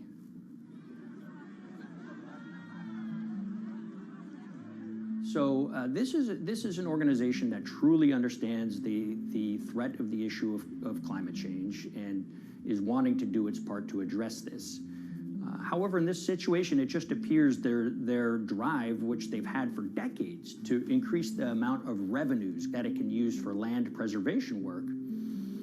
Nature Conservancy and many others see that carbon credits as a pot of money that they can tap into to further their own benevolent aims. But unfortunately, what this has resulted in is claims of climate progress that just aren't really happening. So the Nature Conservancy defends vigorously these deals, and they and others will say, look, our projects are just following the rules that these registries set up. So some would also put some of the blame on the registries themselves because they're setting up the rules which allow these vapid projects to get up and sold.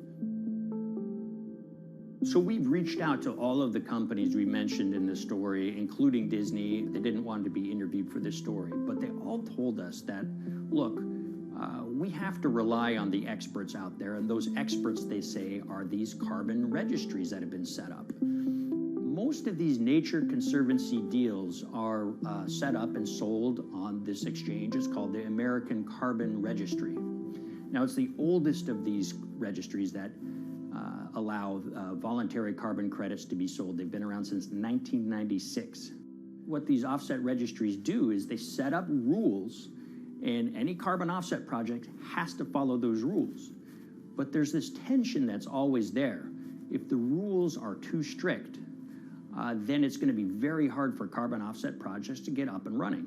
So there's this balance going on where the registries want rules that attract projects, but they don't want it to be so strict where it will disincentivize projects from getting listed.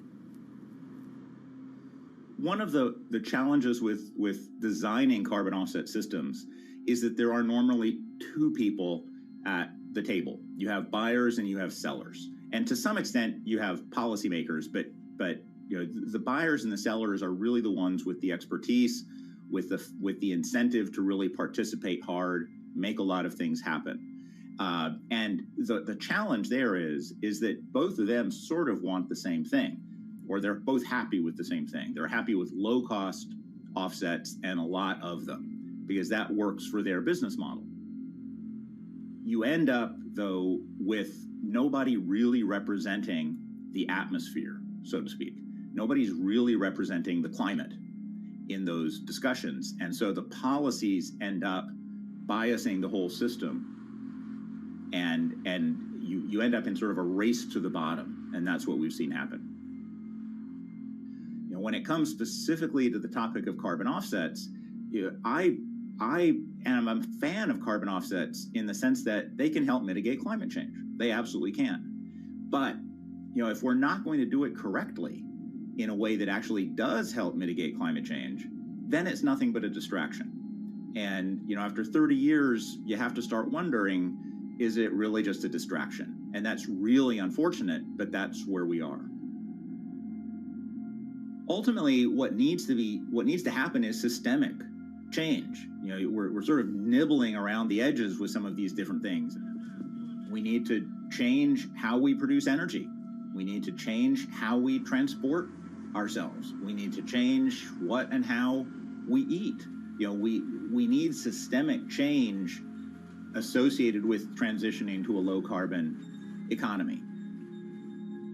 A lot of what we're doing today is not promoting systemic change. It's sort of trying to stick your thumb in the dike to preserve the current system. And at the end of the day, that can't really work.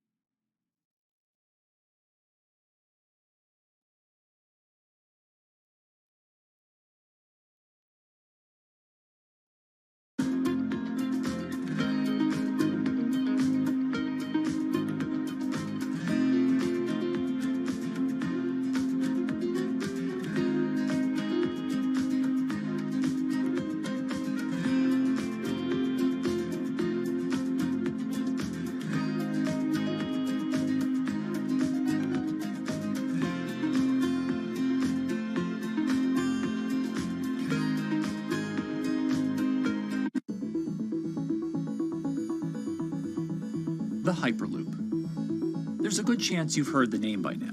This is the Hyperloop system. It can take people hundreds of miles in minutes. The Hyperloop A series of tubes that would transport people in pods at ultra-high speeds over long distances. This is a remarkable new form of transportation that can whisk people from city to city in a flash. 29 minutes from New York to D.C., 30 minutes from L.A. to San Francisco. For years, we've been seeing these futuristic, utopian renderings of some cross between a spaceship and a monorail. But lately, the Hyperloop is becoming much more real. Yes. It was surreal to be even sitting inside a Hyperloop, and just even more incredible to actually be like riding down a track in something that was nothing more than a crazy idea 6 years before. Companies all around the world have been developing and testing the technology needed to propel passengers at speeds of over 1,000 kilometers per hour. But for many, speed is only the first step to unlocking the full transformational effects of a new mode of transportation. Fast is what we just sort of take for granted in the Hyperloop world. It's the network effects that really deliver the benefit. And that opens up a completely different scale of economic opportunity.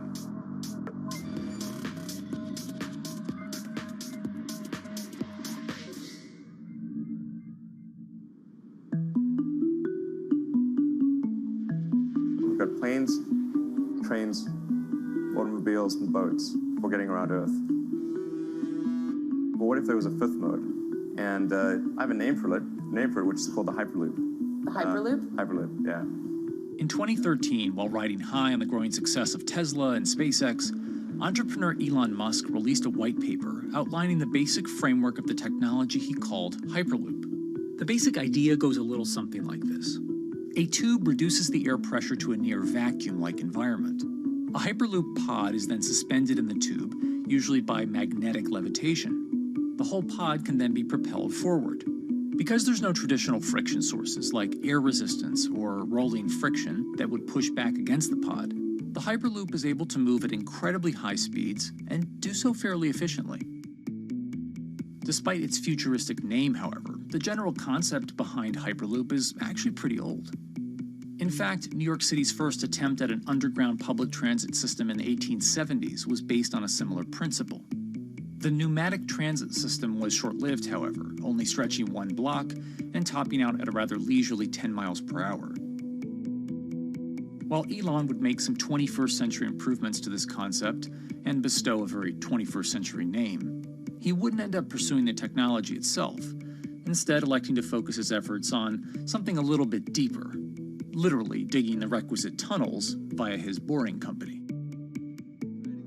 It would take another billionaire industrialist who dabbles in spaceflight. No, wait, not that one.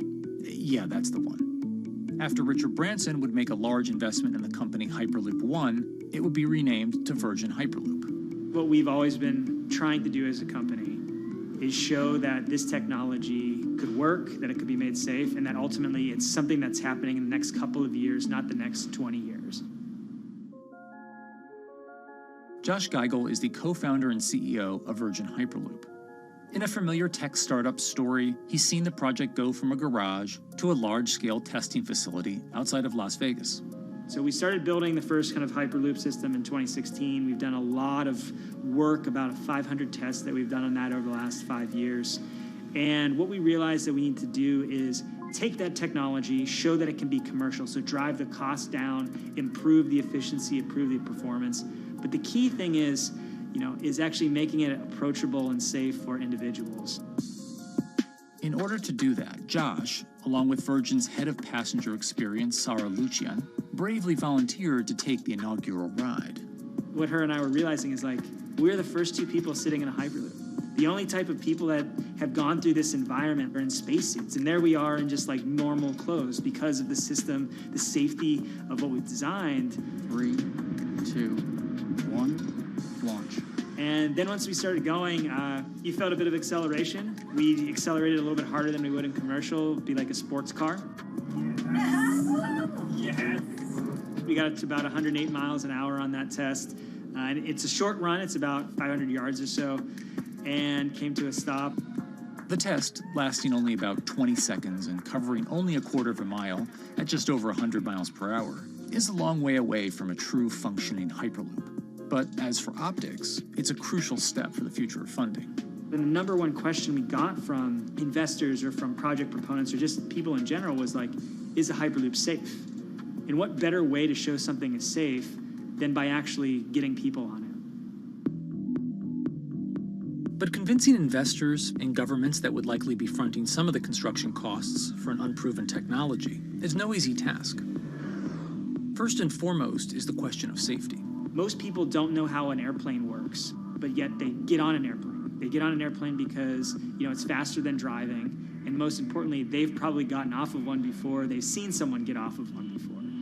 And so what we set out to do was actually show that Hyperloop could be safe with two normal people, not astronauts, not adrenaline junkies or test pilots or anything like that. Two normal people getting on a Hyperloop, and then most importantly, those two people getting off.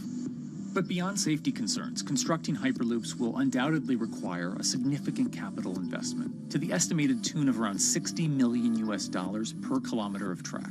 So a track from San Francisco to Los Angeles, for example, is likely to come with a price tag over $10 billion. And before large governments are willing to come in and front those costs, investors who are funding Hyperloop development must accept it as a long-term mixture of technology and infrastructure investing. Investors that are used to short returns because you're developing apps or something to that effect, those aren't the investors that really get excited about Hyperloop. What you start to see is the people that are looking at platform technologies, right? So this idea that because the smartphone existed, Uber could exist, right? So who are like the Vanderbilts of this century? And that's the part where you're going to get a lot more no's than yeses. But those people that have the ability, the fortitude to stick it out, to see the game-changing platform here, those are the people that we're looking for. And since we've done that passenger test, there has been a lot of interest that's really, this is a lot sooner than I thought.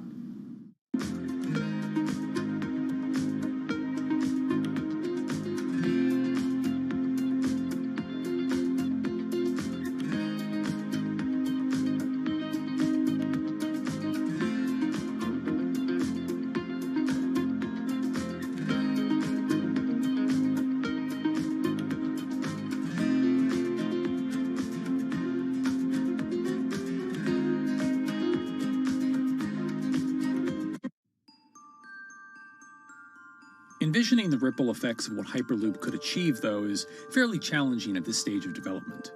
It's fast, yes, but for point-to-point travel, traditional maglev trains can move pretty fast as well. And outside of China, South Korea, and Japan, even those haven't seen much adoption elsewhere due to the high costs and questionable profitability.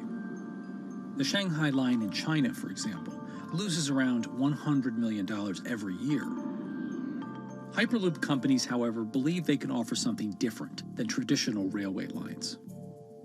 My name's Alan James, and as far as I know, I'm the only guy on the planet who's written a government-level business case for 300 kmh conventional high-speed rail, 500 kmh maglev, and 1,000 kmh Hyperloop. It's fundamentally about moving people from where they are to where they want to go, when they want to make those journeys, and doing it in much smaller numbers. So pod designs for Hyperloop range from 12 to 28 seats, typically. Why are they small? It's because small enables the network to operate flexibly. And a great example of that is the east-west strategic route across the north of England, from Liverpool to Manchester to Leeds. So to get from Liverpool via Manchester to Leeds by train is just short of 2 hours today. It'll probably take you 2 hours driving as well in average traffic conditions. Net result is those three city regions remain three separate entities: Liverpool, Manchester, Leeds. There's very little commuting traffic between those urban areas. Hyperloop absolutely changes that from the ground up. Liverpool to Manchester is a 5 or 6 minute journey.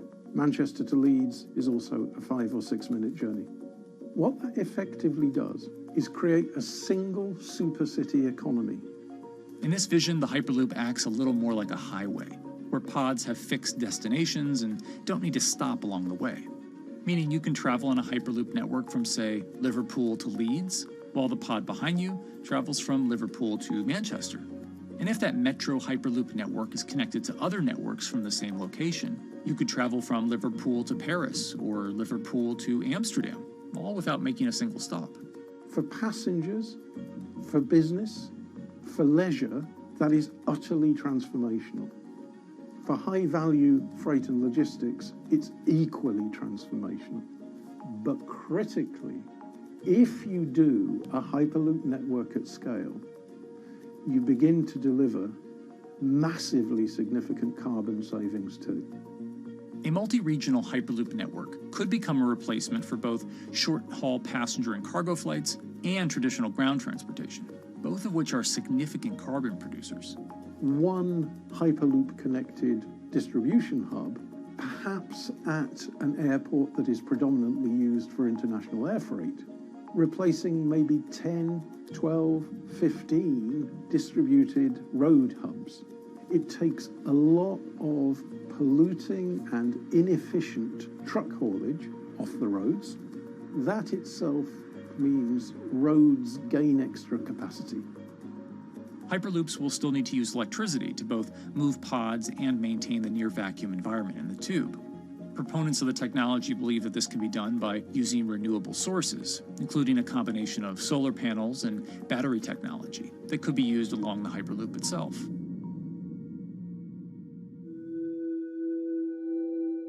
But even with all multipliers of time and carbon emission savings that a Hyperloop network may provide, the investment capital required to actually build such a network becomes even more economically and politically daunting. Committing doesn't mean spending billions on day one. Committing means, how do we phase it?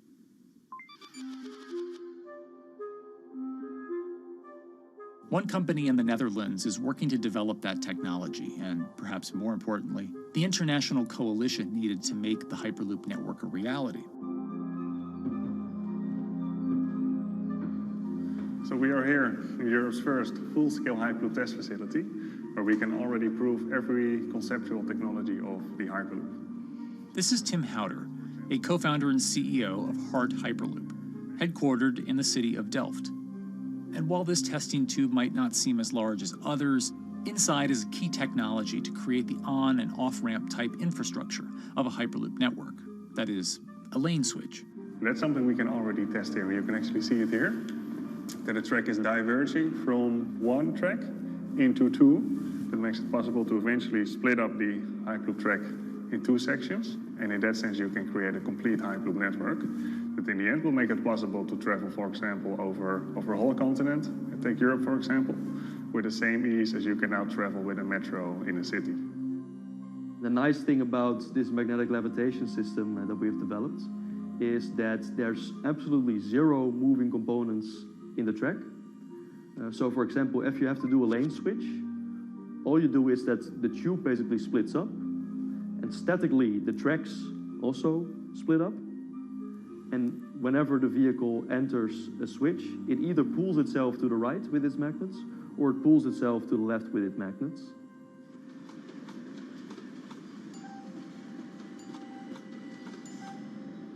Lane switching on traditional rail requires the physical movement of the rail. Even modern magnetic levitation tracks use lane switching techniques in order to transfer trains from one track to another. And this is a very crucial element, because this is the thing that limits the capacity and, in the end, the usefulness of the rail network.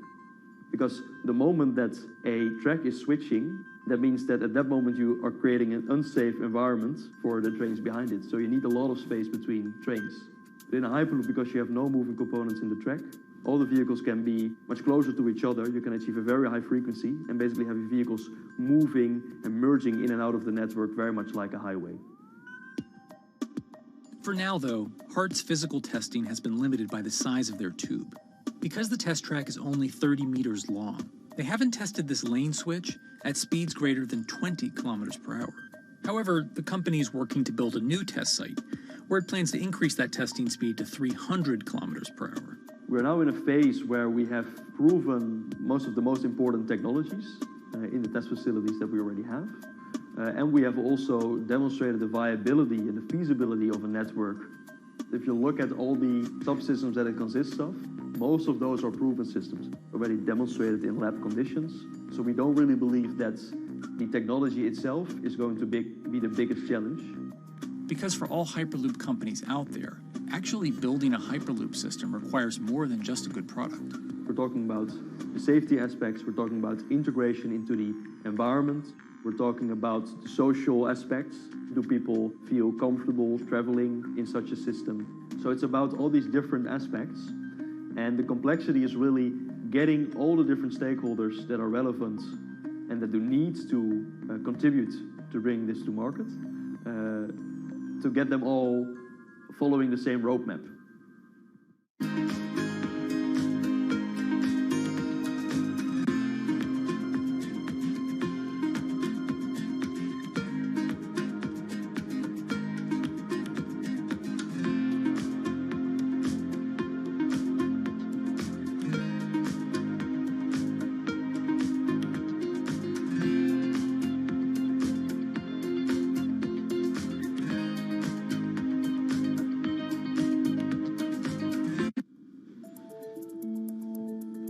In order to help build this coalition of private and public interest in Hyperloop development, HART in 2018 partnered with other Hyperloop companies from Europe and Canada.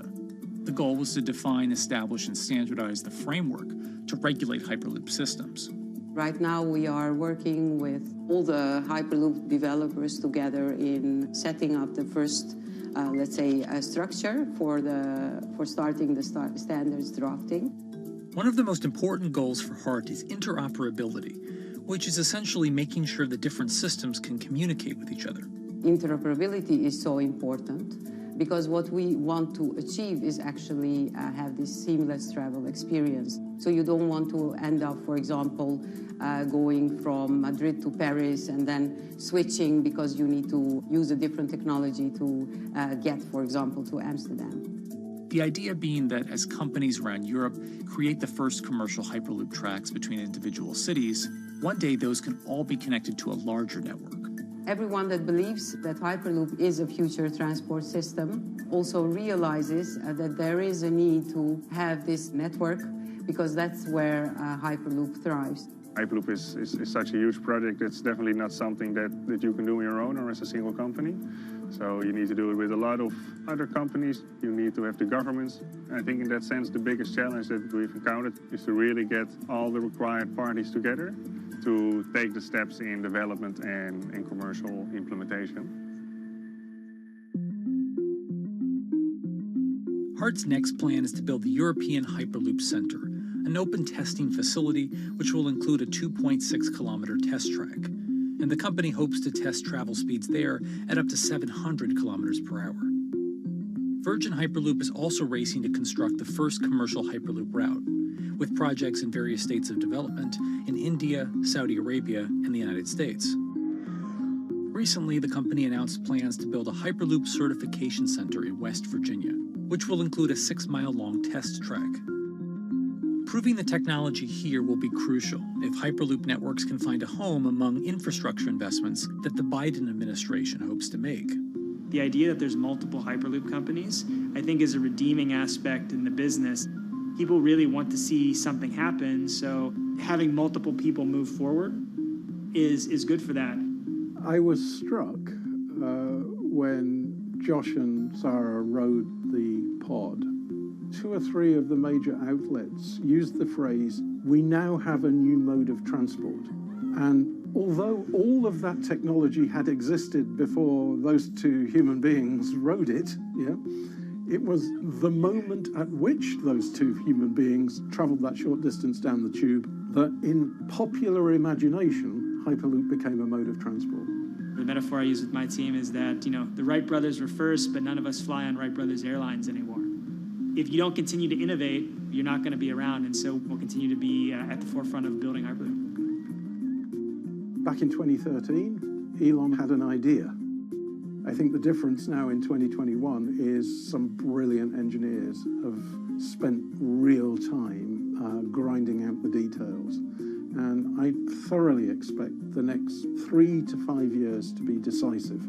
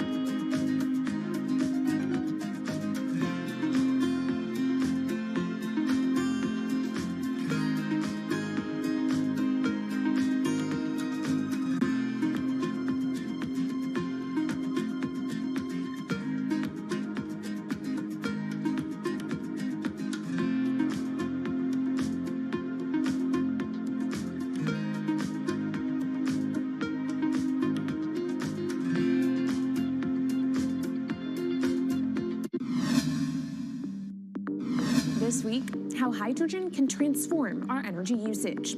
We'll look at why the universe's most abundant element could be a game changer in the climate revolution. Hydrogen technologies are not new. They are used in other sectors. We use them in space, on our rockets, and we don't need the laws of physics to change to be able to use hydrogen on our planes. From iron ore to green hydrogen, one of Australia's richest men tells us about his pivot to sustainable energy. Let's take action. It's practical, it's implementable. Let's do it now. Plus, the hydrogen revolution. We'll speak with the CEO of Italian utilities firm Snam about his new book and how green hydrogen could be competitive within 5 years. Costs are coming down and people are waking up to the fact that it's the only way to decarbonize certain sectors. From Bloomberg's global headquarters in New York, I'm Kaylee Lines, and this is Bloomberg Green.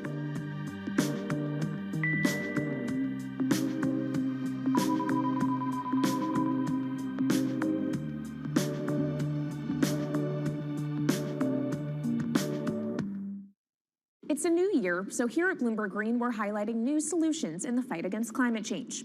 And one of those is as old as the universe itself, hydrogen. It's the simplest element around, but could well be a game changer when it comes to turning around our dependence on fossil fuels. Today, hydrogen is used in the chemicals industry to produce petroleum products. It's also starting to be used in steel production, an industry under a lot of pressure to decarbonize.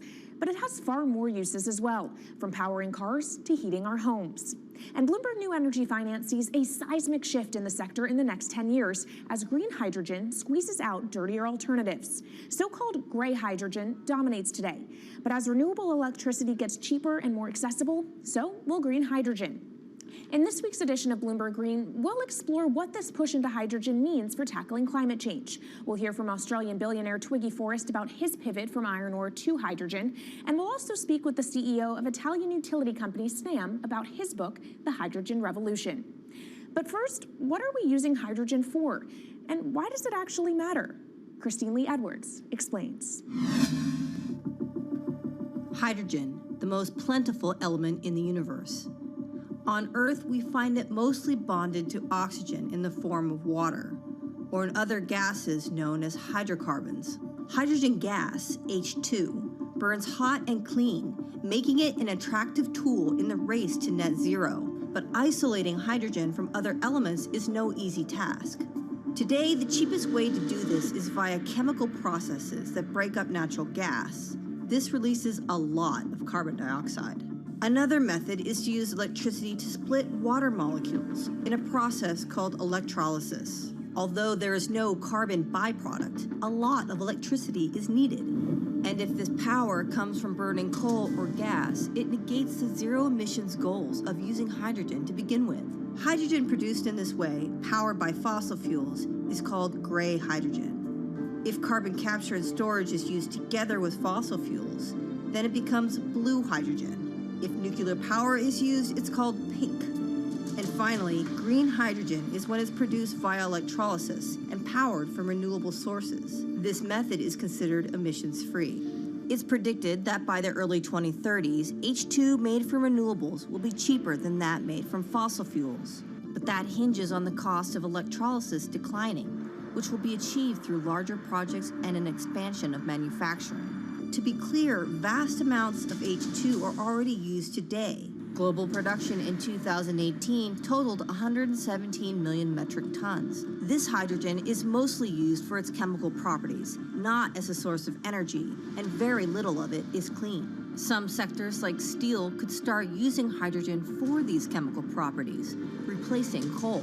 Industries like cement and glass may also use hydrogen as a source of heat. Another advantage is its energy storage potential. It can be stored over long periods of time and used when more power needs to be added to the grid. It also could hold an advantage over batteries in heavy transport and shipping. The promise of hydrogen for energy has been around since at least 1874, when Jules Verne wrote about it in his book, The Mysterious Island. But the future of hydrogen will depend on policy. Countries with net zero targets, carbon pricing, and hydrogen strategies with investment mechanisms are likely to see the highest H2 demand.